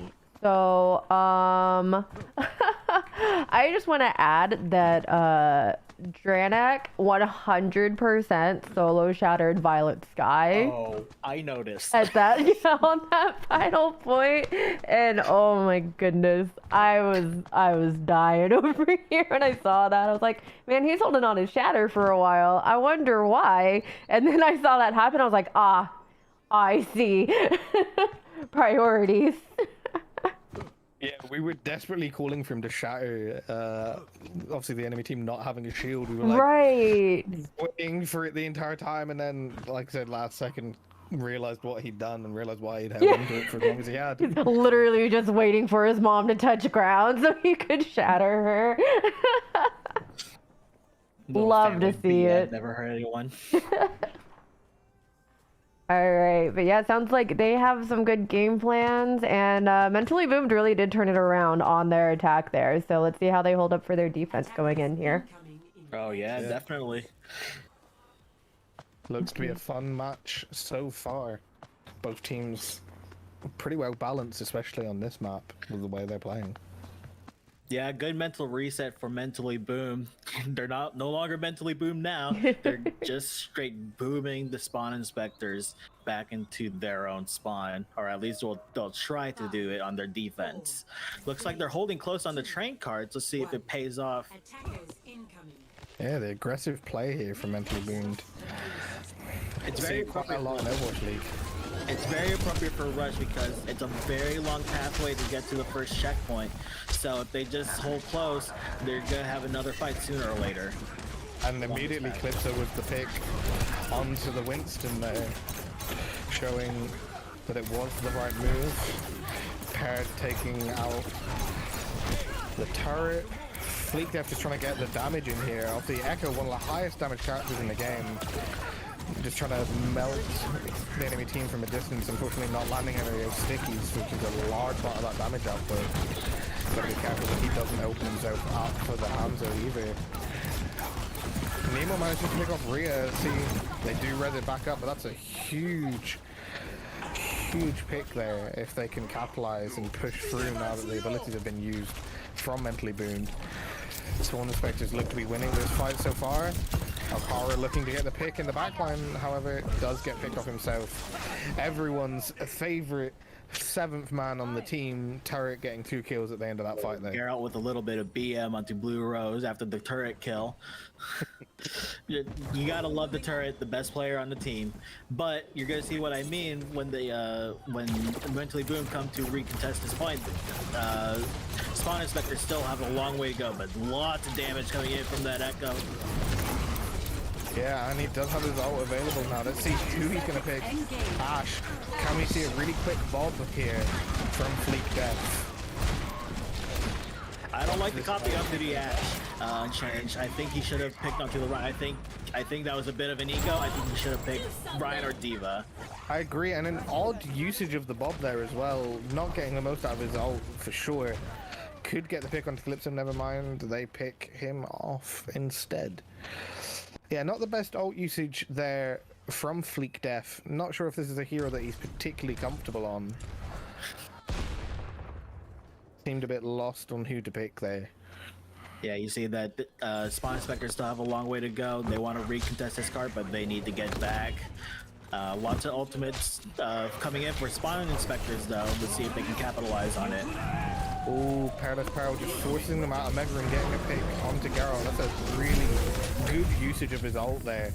The Nano Monkey with the ult, I'm not sure if that was the best combination there from Sworn Inspectors. WRL Master going low here. They're not going to be able to pick him off. Unfortunately, the team heals him back up. Dranak getting the kill onto Nemo. Fleek Def getting the kill onto Calypso to trade back. This is a very... looks like a bit of an uncoordinated fight. They're both just staggering picks to and fro. The res back onto Calypso. Looks like Mentally Boomed are going to stabilize here. Yeah, they lost a lot of bolts in that fight, only to get not that much room, and they lost Yana on top of it as well. Calypso doing really well holding these long sidelines with the Ash, getting some massive dynamites off as well. Geralt's still holding onto this Molten Core. Let's see if he wants to use it to push onto that last little bit of checkpoint A. I'd be surprised if it's not used here just to force the enemy team off of that point. Looks like he's going to push the low ground. He's going to be careful about opening up to those sightlines for Calypso. They do have both tank ults and the bob out. The bob coming out early from Mentally Boomed. Dranak trying to hold that low ground, not letting them push out of the Mega Room. Yeah, big pickoffs to start off this fight just to deny any space from Spawn Inspectors. Here goes the Echo with the copy onto the Rhine. Oh wow, what a ball from Okahara. His head, yeah. The shield looked to be protecting himself, but not quite. Just on his head gets picked on. Does manage to take Dranak out though, but Blue Rose getting the res off, so Dranak back into the team fight here. I like to call that the Blue Rose special, just res right in the middle, right in their mouth, as I would say. But maybe res that's coming to fruition. Like I said, Blue Rose being the Mercy specialist here, and they do hold them on this defense, not even allowing a pick. So it is, as I would like to say, the reverse sweep coming out from Mentally Boomed here. Yeah, very good hit scan fade from Calypso to deny anything from their Echo or the rest of their team. Oh, this is huge. Yeah. Wow. Getting the picks, forcing them down. That was a great play.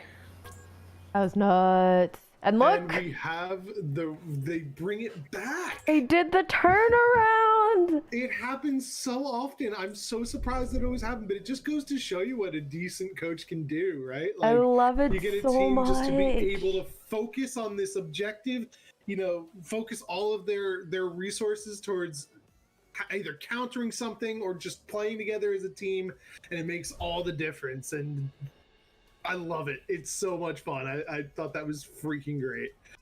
They're starting VOD review now, but I think that's our last map. Yeah, that is the last map for the day. That was, I love the fact that they turn it around like that. It's just, it really shows you how impactful coaching is. And these are community members doing these coaching sessions, and you know, they provide the coaching, the players take the feedback, and they go in, and it's so nice. It's really cool to see. Let's see, they're asking for the third map because we did end tied. The third map will be done off stream between the two teams. Yeah, unfortunately, we want to be respectful of everybody's time, especially because this whole thing takes a production team to get done. You know, it's usually myself, Kate, and Tickety. We all have things going on. Your girl needs to eat. Exactly. But speaking of production, we of course have members of our community also casting these games, and I think they did a wonderful job. Yes. I wanted to say thank you so much to DTX Unchanged. So both of you guys, have you ever casted before? DTX, I'll let you go first. This is my very first casting job ever. I'm not gonna say it anyways. How about you, Unchanged? Performance. It's my first time on Overwatch. First time casting Overwatch. Okay, so you've casted other games then. I've casted some CGL tournaments on Call of Duty, and I used to do some commentating, as we would call it, on FIFA tournaments back on Xbox as well. Very cool. Well, how did you enjoy doing it for Overwatch? Certainly a lot more going on. You have to focus on a lot of different things at once. That's true. A lot to keep track of. It's definitely interesting. Taking control of my stutter when I'm trying to talk that fast, doing my best rap god impression. You did great. You did great. You did amazing. How about you, DTX? How'd you enjoy the experience? Yeah, it was very fun to cast these games. Sometimes the fights would go to the next one so quickly that I don't have time to do the color commentating. I would just immediately go into play-by-play and then toss it over to Unchanged. But yeah, that was a lot of fun. I would love to do it again sometime. Awesome. Yeah, and of course, for everybody who didn't know, last week 2 weeks ago, we did something a little different where we had the members actually have an ability to sit in the VCs and everything. So we didn't have any casters. But and it was planned originally to have casters, so these gentlemen were kind enough to come on back for us when they were supposed to do last time. So I want to thank you guys so much for doing this for us. It's a great help to us as well as an experience for you guys. So as always, I want to say we're grateful, and I hope you guys enjoyed the hell out of it. Awesome. Yeah, it was great fun. Thank you so much. Do you guys have any Twitch channels, socials you guys want to plug? DTX? You can follow me on twitch.tv/ I believe it's DTXMark. Go ahead. I stream not regularly, but I do stream mainly Overwatch. Nice. Only because I'm busy working. Oh, of course. How about you, Unchanged? As a student with a very open schedule at the moment, I stream over on Twitch at twitch.tv/ the Unchanged Gamer is the longest name on Twitch, I think. As long as I could get away with. So not the easiest one to search up, but maybe we'll be changing that. But yeah, the Unchanged Gamer is my Twitch currently. Mainly Overwatch, a little bit of Call of Duty and GTA here and there. Very cool. Awesome. Well, hopefully you guys get some subs, some follows. Y'all were great, and obviously, if you're good at commentating Overwatch, you should at least be entertaining to watch in your own games. Hypothetically. Yeah, that's the idea. I'm not entertaining, but that's why I don't stream. All right. Well, I'm gonna go toss. Sorry. Yeah, thank you guys again. We're gonna head on down to get some of the coaching from these guys.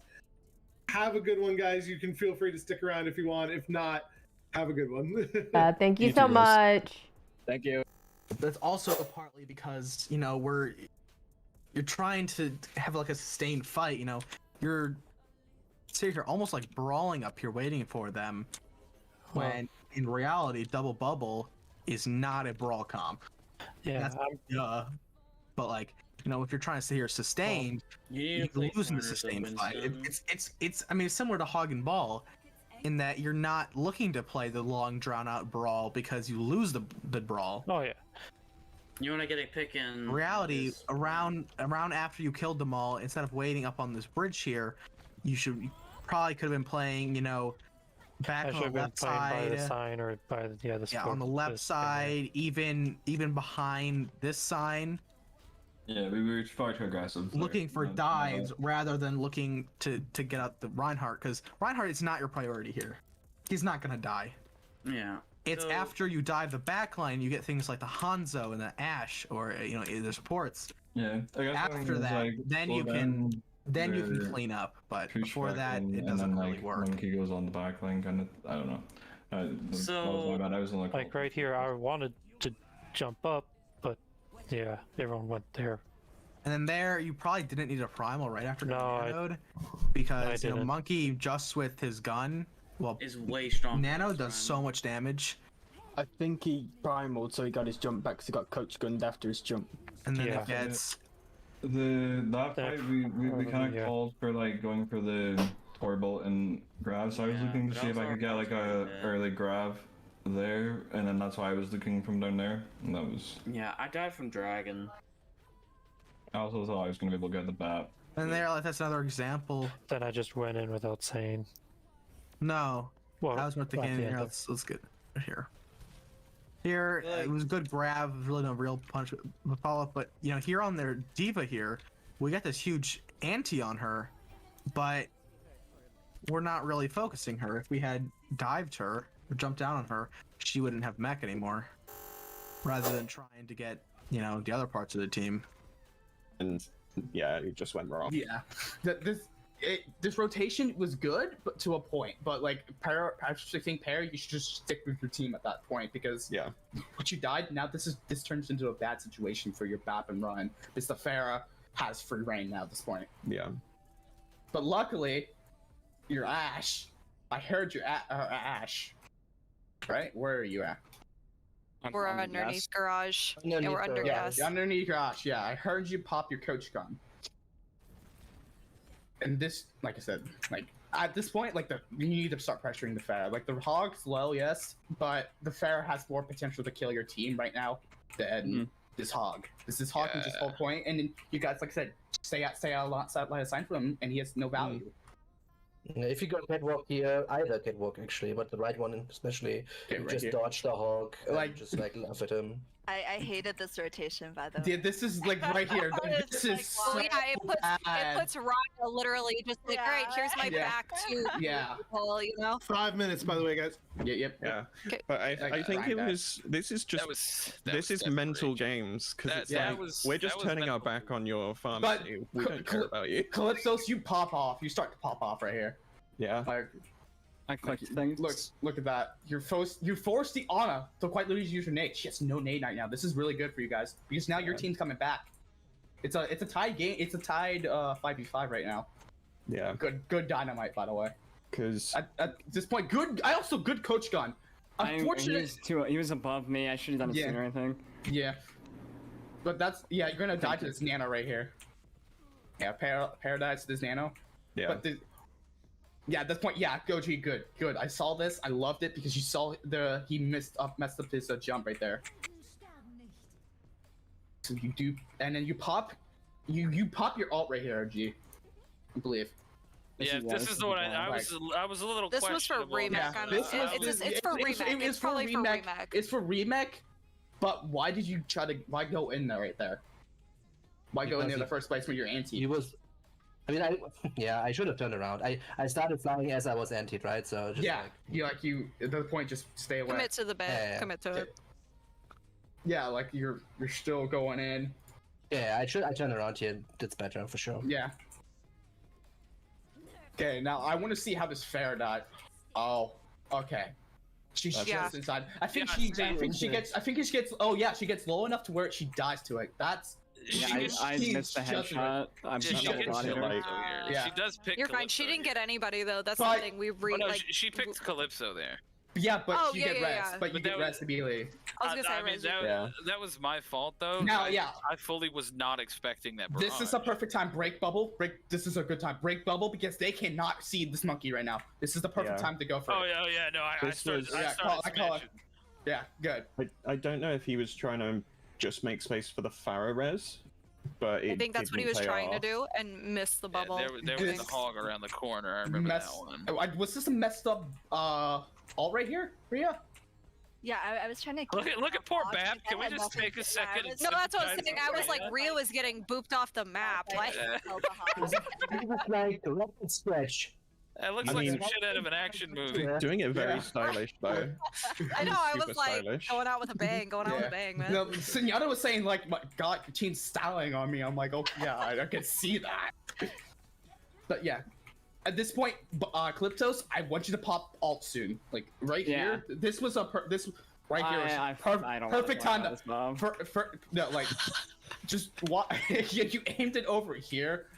You should have aimed it at this wall. It forces them to use. That was the utility plan. onto it. I just missed. That's the point, I can hit shots, not Bob's. Yeah, but the reason is I'm also saying it's because you hold it for way too long. So you want me to pop it like there as they're pushing up and just Right, yeah, deny them? because you get punished for it. Like, Yeah. like I know you wanted to pop it. You're just waiting and waiting and waiting, and you're getting punished for it. Yeah, one of the things with that is you don't have to see them to use Bob to take the space. Yeah. And Yep. They make just them hear use it and they resources will- to get yeah. past. Yeah. Yeah, Also, Bob by was a- the way, you guys could have C9'd them. Like OG, just stay on cart right here. Just there's no reason to chase this. Just stay on cart. I saw that, and then the hog is the one that contested cart, and I was like, I can't push it with a hog. It was the reason why I went after Tracer there. I mean, I should have C9'd obviously. I said, Yeah, it's like you're not thinking C9, you're going after targets, you know. That bubble right there, that bubble. Oh, okay. Again, this is also what another situation of holding your ult for too long. Like, yes, you're antied. You hold it for way too long. Oh yeah, wait. Can you go to my point of view real quick for that? Let's see. Where are you? 6. Right after this point of view thing, I'm going to drag us all in for a chat. All right. Okay. So I'm pretty sure my point of view. Yeah, I got hooked in, and I felt like I was way too smushed up. Like it wouldn't hit them there if I had shattered. So I was trying to- Okay, at this point, yeah, like way before, right there, I say while you were jumping right here, shatter, because look where it gets right now. You get both the tanks, even though the monkey's still Maybe above. Tracer, Even maybe Tracer, but it's a sound wave, not a. It's a wave essentially. Yeah, yeah. It's a like a altitude It's wave. a cone. Yeah. Okay. All right. Hello. We're back. Hello. I'm not muted this time. Yay. So that was really cool. As we said, it was so nice to see them turn it around and, you know, And first. I like having them do their own comps. That Yeah, was really that cool. was really cool. We got to see a variety of comps and we got to see how they would adapt to what the other team's strengths were. And it was just so cool to see Mentally Boom. They got full held on King's Row and then they essentially full held them on Route 66. So that was so cool to see. I love seeing that back and forth. I also liked Calypso's comment, I can hit shots, not Bob's. I thought that was funny. Put that on a shirt. Send it to me, I will buy it. Right? So yeah, but that was really fun. I really enjoyed doing this different format of we give them the maps and let the coaches create the comps as opposed to here's the 6 to 7 heroes you can play. Go forth. We'll see what they think about it when we get into that little conversation with Tickety. But let's get everybody into lobby and see if we can do a little wrap up here. We'll do a little wrap with everyone. And I see, are you going to start yoinking people up there? Yep, I'm going to hop on down and start yoinking. Perfect. I will join there in just a hot second. Yes, ma'am. So yeah, but thank you everyone so much for hanging out and watching as we did this. Again, if you would like to join, just make sure to join Pico in the Discord and sign up for the membership program.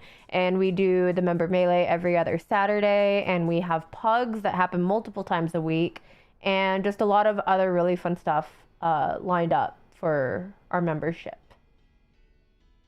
Here she is. Hello. Yes. All right. So thank you everybody for participating.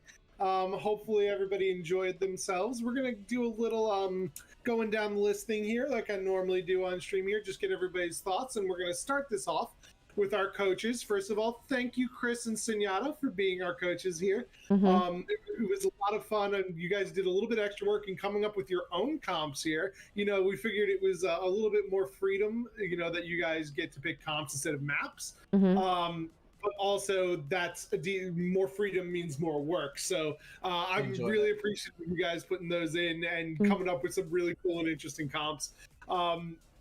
I wanted to start out with, let's start with Senyata. What were your thoughts on coaching in this kind of environment? Do you have any previous coaching experience? Like, give us just a little spiel of like what you thought of the event. Yeah, so I've never done a lot of whole team coaching. I've done a lot of role coaching for support. So it's definitely a much different experience than I'm used to. What was the biggest change there that you think you saw? The biggest change is talking more about macro, because a lot of, you know, when I'm coaching support and talking to people about, you know, a lot of micro stuff, it's a lot different of perspective when you're talking about the whole team. Yeah. So, you know, when we were going over our game plan for King's Row with stuff like the hog or the ball rollout and all of our positioning, that was definitely new to me, but like I enjoyed it. I like coming up with all these different strange compositions, even if we didn't use a lot of them. Well, you can only run one comp at a time, sadly. Sadly. Oh my. I mean, no, Senyata was just complaining. It's like, God, we need to switch. Just switch. We have more stupid things to do. We have more memes in store. Third point, the Hog Winston. What the hell? That was great. I was like, guys, please go brawl. But overall, positive experience for you? Yes, definitely. Boring brawl. True, as I did write it in my notes. Well, thank you so much, Shane, again, for coming in here. Stick around. We're going to get you in a chat with Tickety as well. But Chris, what did you think of it? Same thing, same questions. Any experience you've had? What was different? So, recently reaching GM last season was actually a good thing for me. But yeah, it was a lot interesting. Like I said, same thing with Senyata. I did a lot of support coaching, and I did a little bit of DPSing for lower tier players. But I've rarely ever done a team environment, so same thing goes with him. Just a different environment with looking at the whole team. But I also did essentially is I just told him like work around your tank players essentially, because the tank, what it is, tank players is the overall what makes Overwatch essentially. Tanks are the anchors. They are your front line. You need to listen to them. And what happened, especially in King's Row, is that actually they were talking about themselves. I didn't even need to say it. They were big braining themselves. They were talking too much about like what should we do right here, and just forgot to play Overwatch essentially. You say they were mentally boomed? Yeah. But so what did you say was the biggest thing would you say that was the biggest thing that helped you turn it around in the second map? Was like getting to focus more on team play rather than individual things, or? Well, no, I actually went for more individual because what I saw was a lot of like there was miscommunication, and it's because people were trying to. It's like a plat thing essentially, where people want a shot call. Everyone wants a shot call. So I just they literally discussed, and I said just outright, just let the main tank player shot call. Everyone else alt track. Know what ults they have, so you can potentially work around that. Well, then kudos to Janat for the shot calling. Yeah, he literally did it. He was nervous, but he did it. Awesome. Yeah, well, that's what these are for. It showed a big difference between the two maps. Y'all did great. 100%. Yep, and that's what this whole thing's about, right? To get you experience with things that you're possibly not comfortable with in a kind of low stakes, low pressure environment, right? Like, obviously you should try to win, and we're all looking to win here.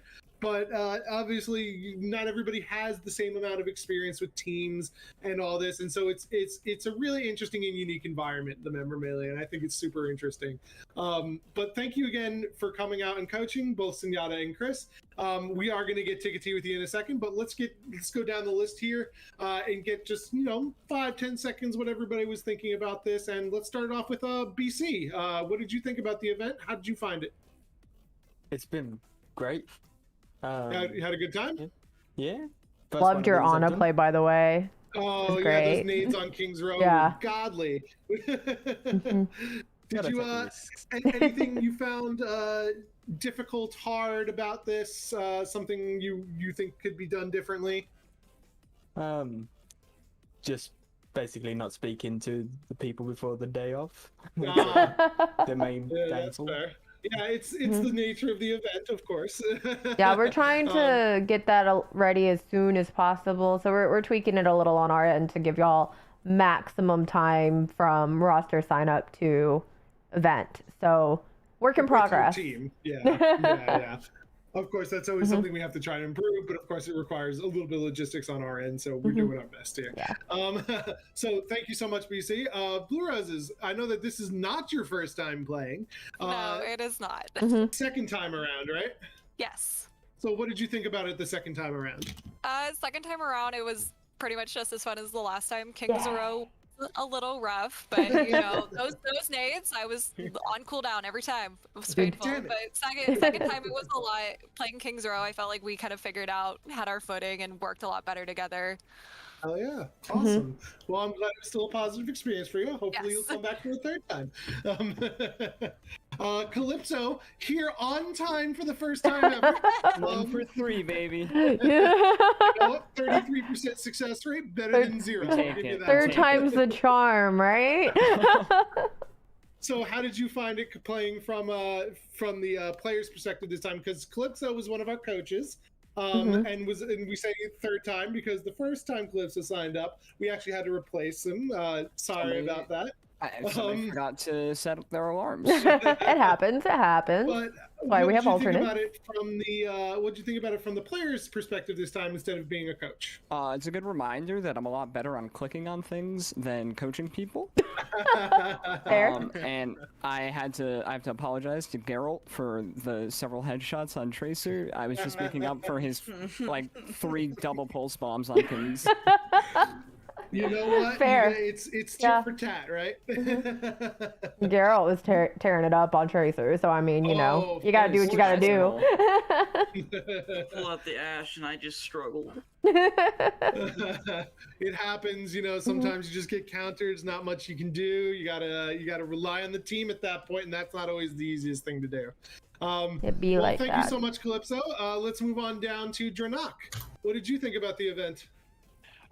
I'm just glad I got to solo shatter my mom. That was fantastic. I saw her going behind that pillar. I knew, my mind's eye opened for a minute. Oh my god! We were like, man, he's holding the shatter for a long time. Why is he holding? There was an opportunity. There was an opportunity. Violet Sky touched the ground. I understand. Me and Shop were yelling at each other like, just please, for the love of God, shatter!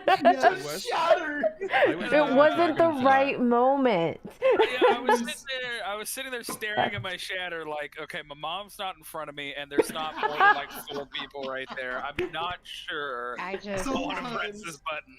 Sometimes it is worth it. I was like, why do I have to be on Mercy with him in front of me? You knew it was coming. You knew it was coming.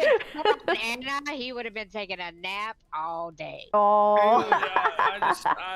I will always remember watching you go behind that pillar and then staring at the other side of it, just waiting. Just eyes wide open. That was great. Look, drop a sweat, I twitch, I was ready. Well, did you enjoy it overall, though? You had a good time? Yeah, it was a little stressful in the first half. That was yeah, kind of easing into it. You put it around in the second. Yeah, once you kind of warm up to it, it gets a lot more enjoyable. It's definitely a higher stress environment, but I ultimately ultimately think it's more fun because you get like this like. Oh yeah, you learn a lot more. You learn a lot, and you get like to see Overwatch the way it was meant to be played, right? Like everybody coordinating together, trying to do things, and I think it's a wonderful experience. Oh yeah, and the chaos of war, kill him, I'm down. That was great. Exactly. Well, thank you so much, Dranak. And then we're going to move on to Fleek here. Fleek actually was one of our people who was filled last night. So thank you so much for coming in here on the going into the team that had been talking to each other for a little bit. How did you find the experience specifically coming in from to the team where they had been talking about comps for a week beforehand? It was really fun, actually. It's my first time playing in a team, so I most of the time I just didn't know what to do. Well, you were doing you were having some good. I was watching you on McCree on Kings Row, and your small angle flanks were killing it. Yeah. You just big chat energy, just hit those shots. Like absolutely great, man. You did a wonderful job. And to get you. Yeah. The coaching is paid off. You did a great job, man. I hope you enjoyed it. Hopefully, I think you said this was your first time in a team experience. Would you think it's something you'd try again? Definitely, yes. Awesome. Yay. Well, I'm glad to hear. Hopefully, we'd be happy to welcome you back. Well, thank you so much, and let's move on now to Jake, Mr. Geralt here, the Tracer God. Dude, the pulse bombs were nutty. You love it. I enjoyed it a lot, actually. Yeah, those pulse bombs were it a was little bit of an endorphin boost. Yeah, it was about the second time I've ever done scrims in like a team environment, and I enjoyed it a lot. Good. And, Yeah. yeah.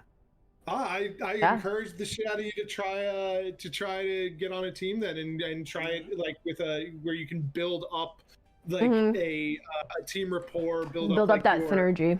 Your That's synergy huge. over time. It is a huge and fun thing to do. You really get to communicate with players, work on your team skills, and you can make some decent friends. So 100% suggest it if you're thinking about it. But yeah, I was originally just gonna play Projectile, but then I heard that we had Reaper on our team, so I decided to play, try to learn Flex TPS. And I ended up playing Tracer, and I decided to just be good at Tracer, I guess. You learned that for this event.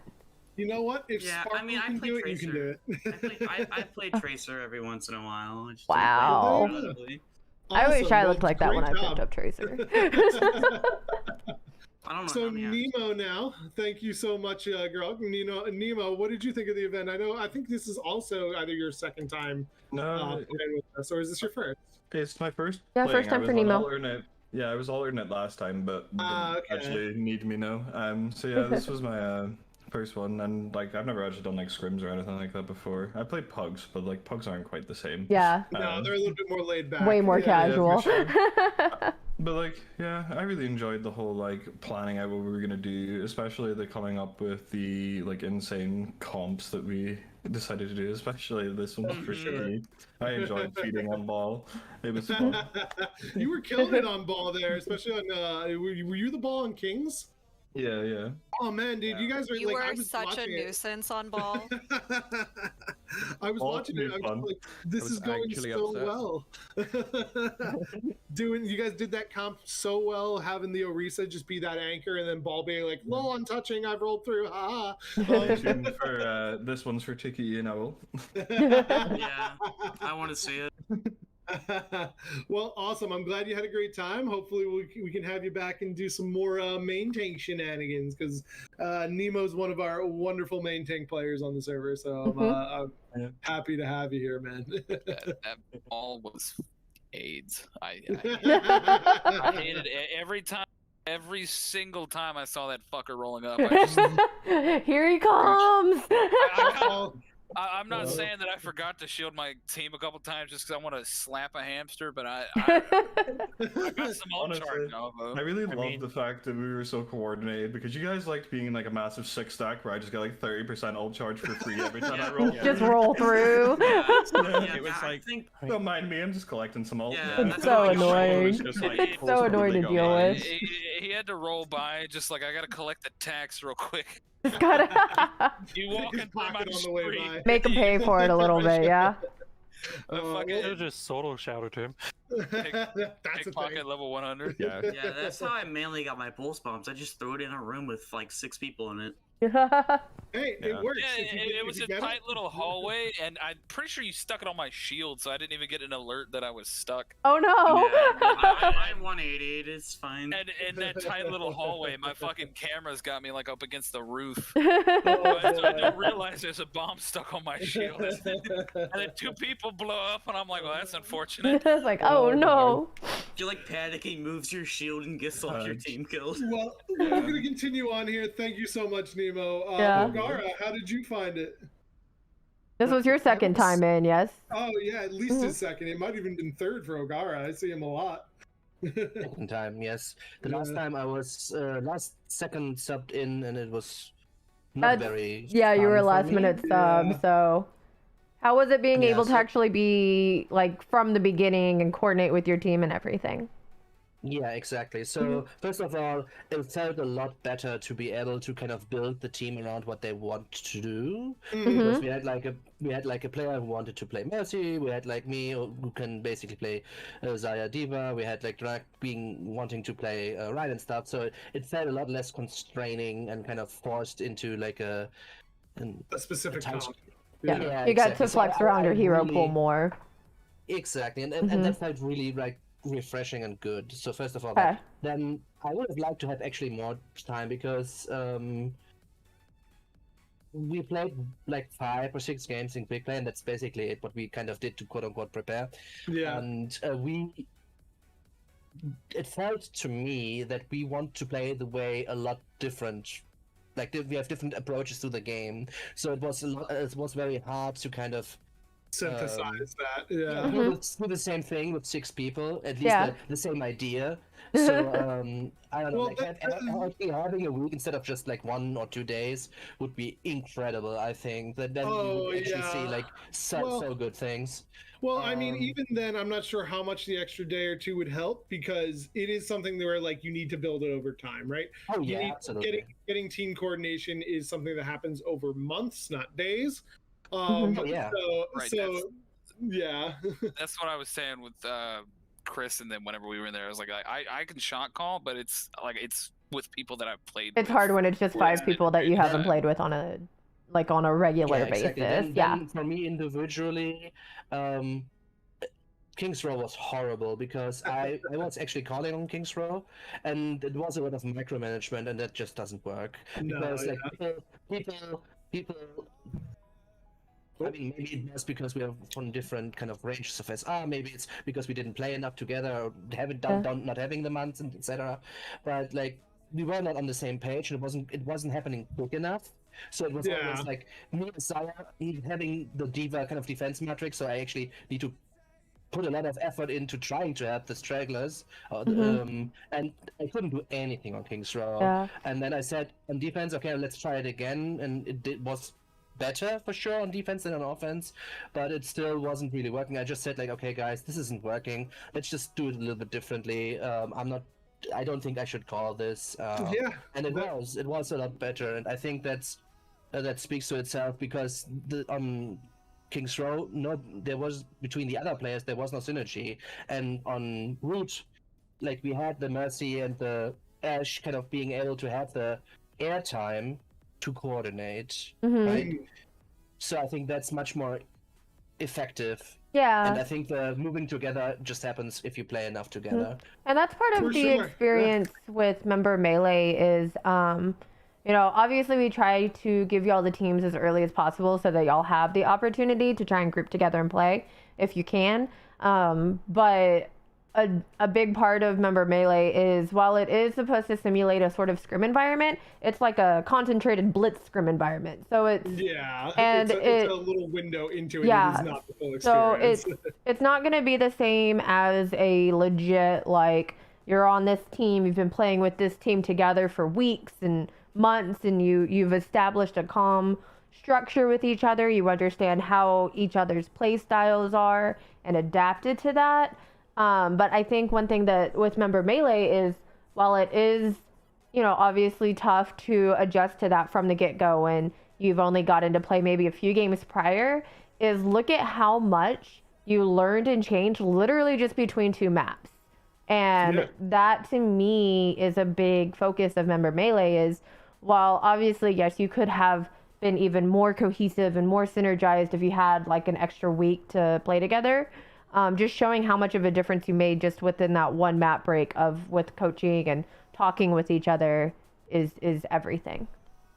So, I agree 100%. But I am glad that you came back and you got to actually participate as a setup player versus a hey, we need you, we're starting in 5 minutes kind of player. We do appreciate that, but I'm glad you got the chance to experience that completely. Thank you so much, Ogara. We're gonna hopefully let's see if we can speed run these last couple. I feel bad, but you know we want to be respectful of people's time as much as possible. Pear, how did you think? It was great, good fun, well organized. It was a lot of fun communicating with people. I would do it again. Yay! Awesome. That's what we want to hear. Hell yeah, Rhea. Speedrun. Rhea. To what Kato was saying, I've played before in a team working at Twitch for the corporate Overwatch League, and it really took weeks to build up synergy. So I think for this sort of event, this was sufficient and it was a lot of fun. Especially having the coaching, I think just having that feedback immediately was super useful. Awesome. Yay. Your dog's adorable, by the way, on your profile picture. Thank you. He's on my lap right now. Nice. Give him a pet for us. RWL, another one of our fillers, so thank you very much. And I think you did an awesome job. How did you find it? It was fun. Yay. And we totally didn't have our first meeting like 20 minutes before the match started. Totally fine. Y'all did great. Y'all did great. Alrighty, and Violet, last one. I had a lot of fun. I feel like I don't know. I was lost for a bit of it. The Kings Row defense, they had me on Brig. I have like 5 minutes on Brig. But, I mean, I don't play her. I don't play Pharmacy. I don't like it. I hate it. It gets me killed. So it's like there was a lot of it where I felt completely lost. I don't play enough Mercy. I do play her, but I don't know. So I felt like I'm throwing this for our whole team, like, you know, because it was, you know, I just felt like I played terrible on Mercy and I wanted off of her desperately. You know? I mean, just because I just felt like I just wasn't, you know, I just wasn't doing anything but you know, and then on Brig, that was sort of a nightmare. I felt like, I mean, I was terrified because I don't play her. I mean, I probably have. I cannot tell you the shock I had when she came out on Brig. Tab, and then see Violet Sky, and then see Brig's picture. I full on sat in spawn for an extra 5 seconds, going, "Wait, what the fuck?" It's like that can't be right. So, like I told my team flat out. I was like, between those options, she's Mercy. She can't survive on Brig, and she knows it. Yeah, I was terrified. But I mean, the experience was still like this was a lot of fun. I totally want to do it again. This was great. Awesome. I'm glad you found it enjoyable overall. Yeah, I feel like I think you're too hard. Your Brig was fine. Like sometimes you like jump up too high on Mercy. Yeah, because I just that whole Pharmacy thing, and I kept thinking, you know, they're Hanzo, they're Ash, they're you know, they're not going to shoot at, you know, the Echo or the Pharaoh. They're gonna shoot at me. They're gonna want Mercy, I was gonna say, as a fellow Mercy player, yeah, you're the first one to go down in the farm. Yeah, Mercy but I was like, Yeah. I suck so bad at this, and it was terrible. Well, as somebody who also plays support for a team, a lot of the times you do have to play what is just best for the comp, right? Like, I'm not a Mercy player by nature, but if a Mercy is required for the comp, and it would be better for Right. the comp, Well, that is mostly my Mercy experience. Have to be made. But also, if I feel like I'm not getting something done, it is better for, like, if I'm literally doing nothing and just dying on loop, I will sometimes, if it's really not working and I really feel strongly about it, either A, vocalize it, or B, just kind of make the change and say, hey guys, trust me, I'm going to try something. Just little anecdotally, we were getting, I was playing in a scrim the other day and we were getting rolled by a Pharah, and like I was playing Lucio, I was playing Mercy, I didn't know what was going on. And then eventually I just said, you know what, give me a second, I'm going to play Zed. And like I was just like, I can put a Discord on her, I can try to be a little bit more active in the fight. and we did better on it. And so like sometimes just taking a shot, taking a change, playing something you're a little bit more comfortable and like you feel like you can be proactive on, is not a bad thing to do. You are part of a team, but also as part of that team, you want to give your own voice and contribute. As long as it's vocalized, you're good. And then honestly, your support you weren't throwing. I will say the closest thing to throwing was Jernak holding his Shatter for an entire map so he could solo Shatter Eve. So, as entertaining as that was to see. Chris yelled at me for a good minute for that. I was yelling at you before I was even coming to the call. Short nose. I was just yelling the Shatter. Just do it. Yeah. Balls, do it. And see, that's the crazy thing about this whole event is I normally don't do that. Like I play with Violet and I love the Shatter. I've never seen him do that. I love Yeah, the of Shatter every course. 5 minutes. I don't know why this time around I was out for your blood, I guess. And that's part of the nature of the member melee too, is while it is like a simulated scrim environment, it also is still fun. You're allowed to do silliness, like it's okay. I think the best thing about this whole thing though was honestly like Calypso in King's Row. I'm not gonna lie, in between maps, whenever Chris came in there and was like, Dranik, I want you to shot call, I was like, oh fuck. So I start panic messaging Violet. And I'm like, oh shit, he wants me to shot call, what the fuck? And I was like, you'll be fine. Yeah, she's like, you've done it before, just do it. And I was like, do it. I was do like, it. yeah, but I told her I kind of depend on people to be a little bit more independent instead of me like having to, direct, micromanage. Yeah. And thankfully, like I say Calypso because that was like the main person I noticed. Like it was so nice to just be able to do some shit, and then Calypso would just in his own time be like, "Hey, Blue, can we go right over here and kill some people?" Yeah. Thanks. Yeah, we were working as two separate units essentially at that point. that worked. I want to go click on things. Yeah. I know. Calypso's like, we're gonna go take an off angle, Blue. Let's go. I'm like, right. Adventure time. Adventure time. Several times, and I was like, "Oh, thank God." That's what you have. That's the more traditional comp structure, and like what is 100% favored nowadays is like maybe you have somebody who fight plans, right? That's what is really kind of the closest thing to an IGL. I mean, honestly, my shot calling was literally, "Can this person die? Please slap them." Please.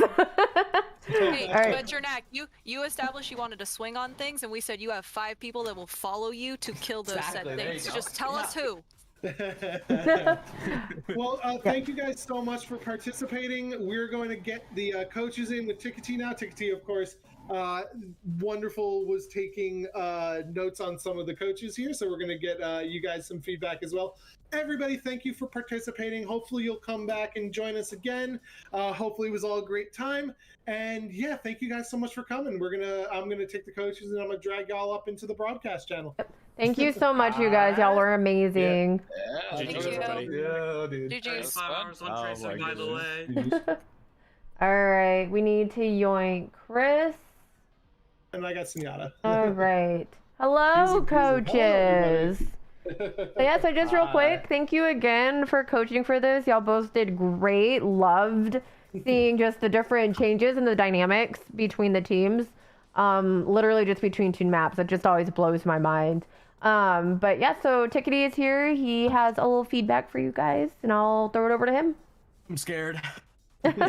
No, don't worry. It's not a roasting session. Not yet. I need it. Yes. I need it. So first off, I want to say I think this was probably my favorite member melee we've done so far. Both in terms of production, you guys as coaches, and just like the interaction we got from all our players. I think this is probably my favorite one we've ever done, and shout out to you guys for making that happen. So talking about the coaching specifically, I'll address you guys individually because you both had pretty different approaches coming into this event. And the main thing I want to talk about is the sort of direction you took when preparing your teams just as a whole, not looking at too much specific feedback and that kind of stuff, but sort of your direction as a whole when looking at coaching. So starting with Senata. I loved the composition breakdowns. I'm worried it was too much for your players. Do you know what I mean by that? Yeah. So obviously when going for how do I want to say this? For breadth instead of depth, you lose a lot of the deeper understanding of the game.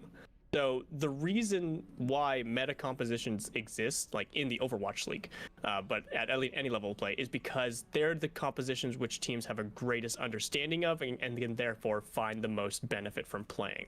Not to mention, obviously, the balance changes and everything that goes into them. But this is generally why the reason a lot of teams will stick to one or two composition types, maybe with swapping a couple heroes here and there. The difficult part of trying to introduce a lot of different compositions when leading into an event like this is, one, it's just too much information to absorb all at once for your players. They're not going to memorize everything. They're not going to be able to fulfill your vision that you have for the team. But two, their conditions mid-game are going to get muddied between compositions. The moment they swap, they're going to be thinking there's going to be leftover thoughts from the previous compositions, from the previous fights, from the previous maps. They're going to be thinking, okay, this is what we do with this, but I have these 10 different possibilities I can swap into if they show this. It's very difficult for one person to keep track of that, let alone 6 people to keep track of it all independently and then also end up on the same page together. So I think it worked really well on King's Row, but then the moment Chris's team started coordinating a little bit more and developing their own synergy, I think that type of preparation gets shut down pretty quickly. I think it benefits you greatly when either you're at the lower end of the spectrum or the highest end of the spectrum in terms of team synergy, where like if you just pull out a bunch of different comps against an uncoordinated team, yeah, of course, they're not going to know what hit them. You're going to outmaneuver them just from a meta standpoint, right? If they're not prepared as a team. And I think that's what happened on King's Row is Chris's team hadn't come together yet. They weren't synergized enough to find the right answers to the problems you were posing them. And then potentially at the highest level of play, assuming you're working with god tier gamers and everyone's got a perfect understanding of the game, then that creativity starts shining again. What I'd worry about if coaching is something you are pursuing a little more seriously, like if you're coaching an amateur team or anything like that, is for long-term gains, I would not want to stick with an approach like this because it would be a little bit too hectic. And I think you already felt a little bit of that going into these two maps. And it does seem a bit like a bit of a shallow strategy, even though it covered like a lot of options. We weren't able to go super deep into all of them. I know I've been talking about this for a while, so I'll just end it off with saying the last part of this type of approach that I didn't like is that it doesn't lead itself to strong feedback. So the situations that applied on first map, King's Row, didn't really happen again because we're not playing the same things. So it's hard to use any feedback that your players got from King's Row and move forward with it instead of just basically starting from scratch over again every time you pull out a new composition. Does that all make sense? Yeah. All right, awesome. I'm sorry, I said this wasn't too much of a roasting session. And then proceeds to just drop a bit. Exactly. Here's XYZ that you did wrong. Yeah. Again, like I don't think it's flat out wrong. It's just, especially for this type of event, I think it's too short-sighted. And I think it's definitely fun what you did, fun for both you and your players. But I think in terms of actual coaching, which is what I'm here to critique, I don't think it landed quite as well as you pictured it landing. For Chris, we focused a lot more basic and fundamental, and I like that a lot. We focused around our tank line and playing around our engages and simple, fundamental Overwatch tactics. What I was more concerned with was the way you were holding your reviews was a lot of focus on very specific situations, and you had a lot of very specific situational answers. A lot of, for example, like if this, do that. And unfortunately, this is really good practice for individuals. For an individual learning a hero, learning the game, learning different matchups, that kind of stuff, it's good to have those kind of set rules.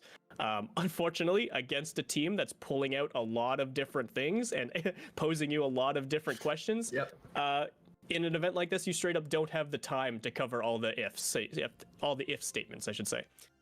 So again, I'd like to hear more focus on the general direction of your composition and be like, okay, here's some basic rules we can follow, like play around our tank line, focus our engages, blah, blah, blah, blah, blah.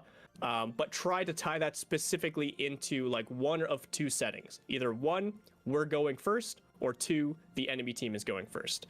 On King's Row, you wanted to be the team going first because they were playing the Orisa backline and you wanted to be able to dislodge that. On Route 66, you wanted to be able to go second because they were playing more of a dive variant and you'd be able to absorb that thing. in general, when learning any composition, it's not enough to just say, this is what we want to do.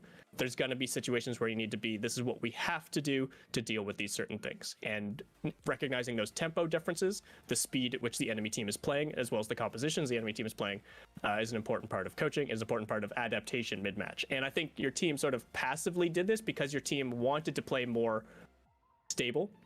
They didn't want to play Brawl as sort of like a rushy composition or anything like that. They wanted to set up their sight lines and stuff like that. So it works more naturally against the dive composition and works a little less naturally against a more static composition like the Orisa we saw in King's Row. So I think the general note for what I would have liked to see more from you is just more diving a little bit deeper into your composition. You started off really, really good building the fundamentals up, but I'd like to push that a little bit deeper and talk about, you don't need to address the very specific matchup, like, okay, they ran this comp here and this is why we lost. Next time we do this, which again, like this is a one-off event, we're probably not gonna have a next time. But in the future, just know that these are the lessons we learned and this is how we can apply them. All right. That'll sound good. Oh yeah, that's way better. I felt like I was doing something else wrong and I just couldn't catch it, and right there. It's nice to have. Put your finger on it. It's nice to have a second pair of eyes. Yeah. This is literally why coaches exist. Yeah, and 100%, I agree with what Tikadi said. You know, there's a lot of the times, this is a thing with a lot of people, especially at the lower ranks, when they don't exactly know what to do all the time, is they try to build out the decision tree too much, right? Like, if you get what I mean, like, if this, do that, if this, do that, right? And like, it's the same thing as in like chess, where the decision tree just grows too fast. Right, like you can't plan more than a certain number of like things down the line, a certain number of steps down the line, and so the goal then is to do kind of what computers do, which is to just take what you've seen before and try to generalize some things so that you can respond to the situation put in front of you, right? You can't have like this pre-built, like, if they do this, then we do this, and then if they do this, we do this. If it's only. just like, okay, we know how to respond to them being aggressive with a rush, right? Like, we know It's we a know general how to respond to workflow. these It's things. not a Exactly. you can't chess game Overwatch. You just Yeah. it's not a Not with a possibility. team that came together in a week and is prepping for 2 maps. No. And I mean, Yeah, even with, like it's- even with a team of professional players, that gets Yeah, exactly. real fast. Yeah, But it was really great having y'all coach, and yeah, very much loved yeah, having y'all you. both did great. It was really interesting. There was Yeah. two different styles of coaching going against each other. Yeah. And you guys were having a lot of fun with it, and we really appreciate the hell out of that. Yes. Before we get out of here, just if you guys have any questions for Tickety, or if you guys want to say anything, feel free. So you can go first if you really want to. Not really. I did realize, like, on the what do you call it, like the between the attack and defense for Route 66, I was like, maybe I had too large of an assumption that they would understand how these teams or how the comps I built fundamentally work. Because I was like, wait. Yeah. Yeah. These are not comps you normally run. These So they are not normal. overestimated how much intuition they had regarding their role in the comp. Yeah. I think too, I guess as a side note, just something I'm coming to my brain right now.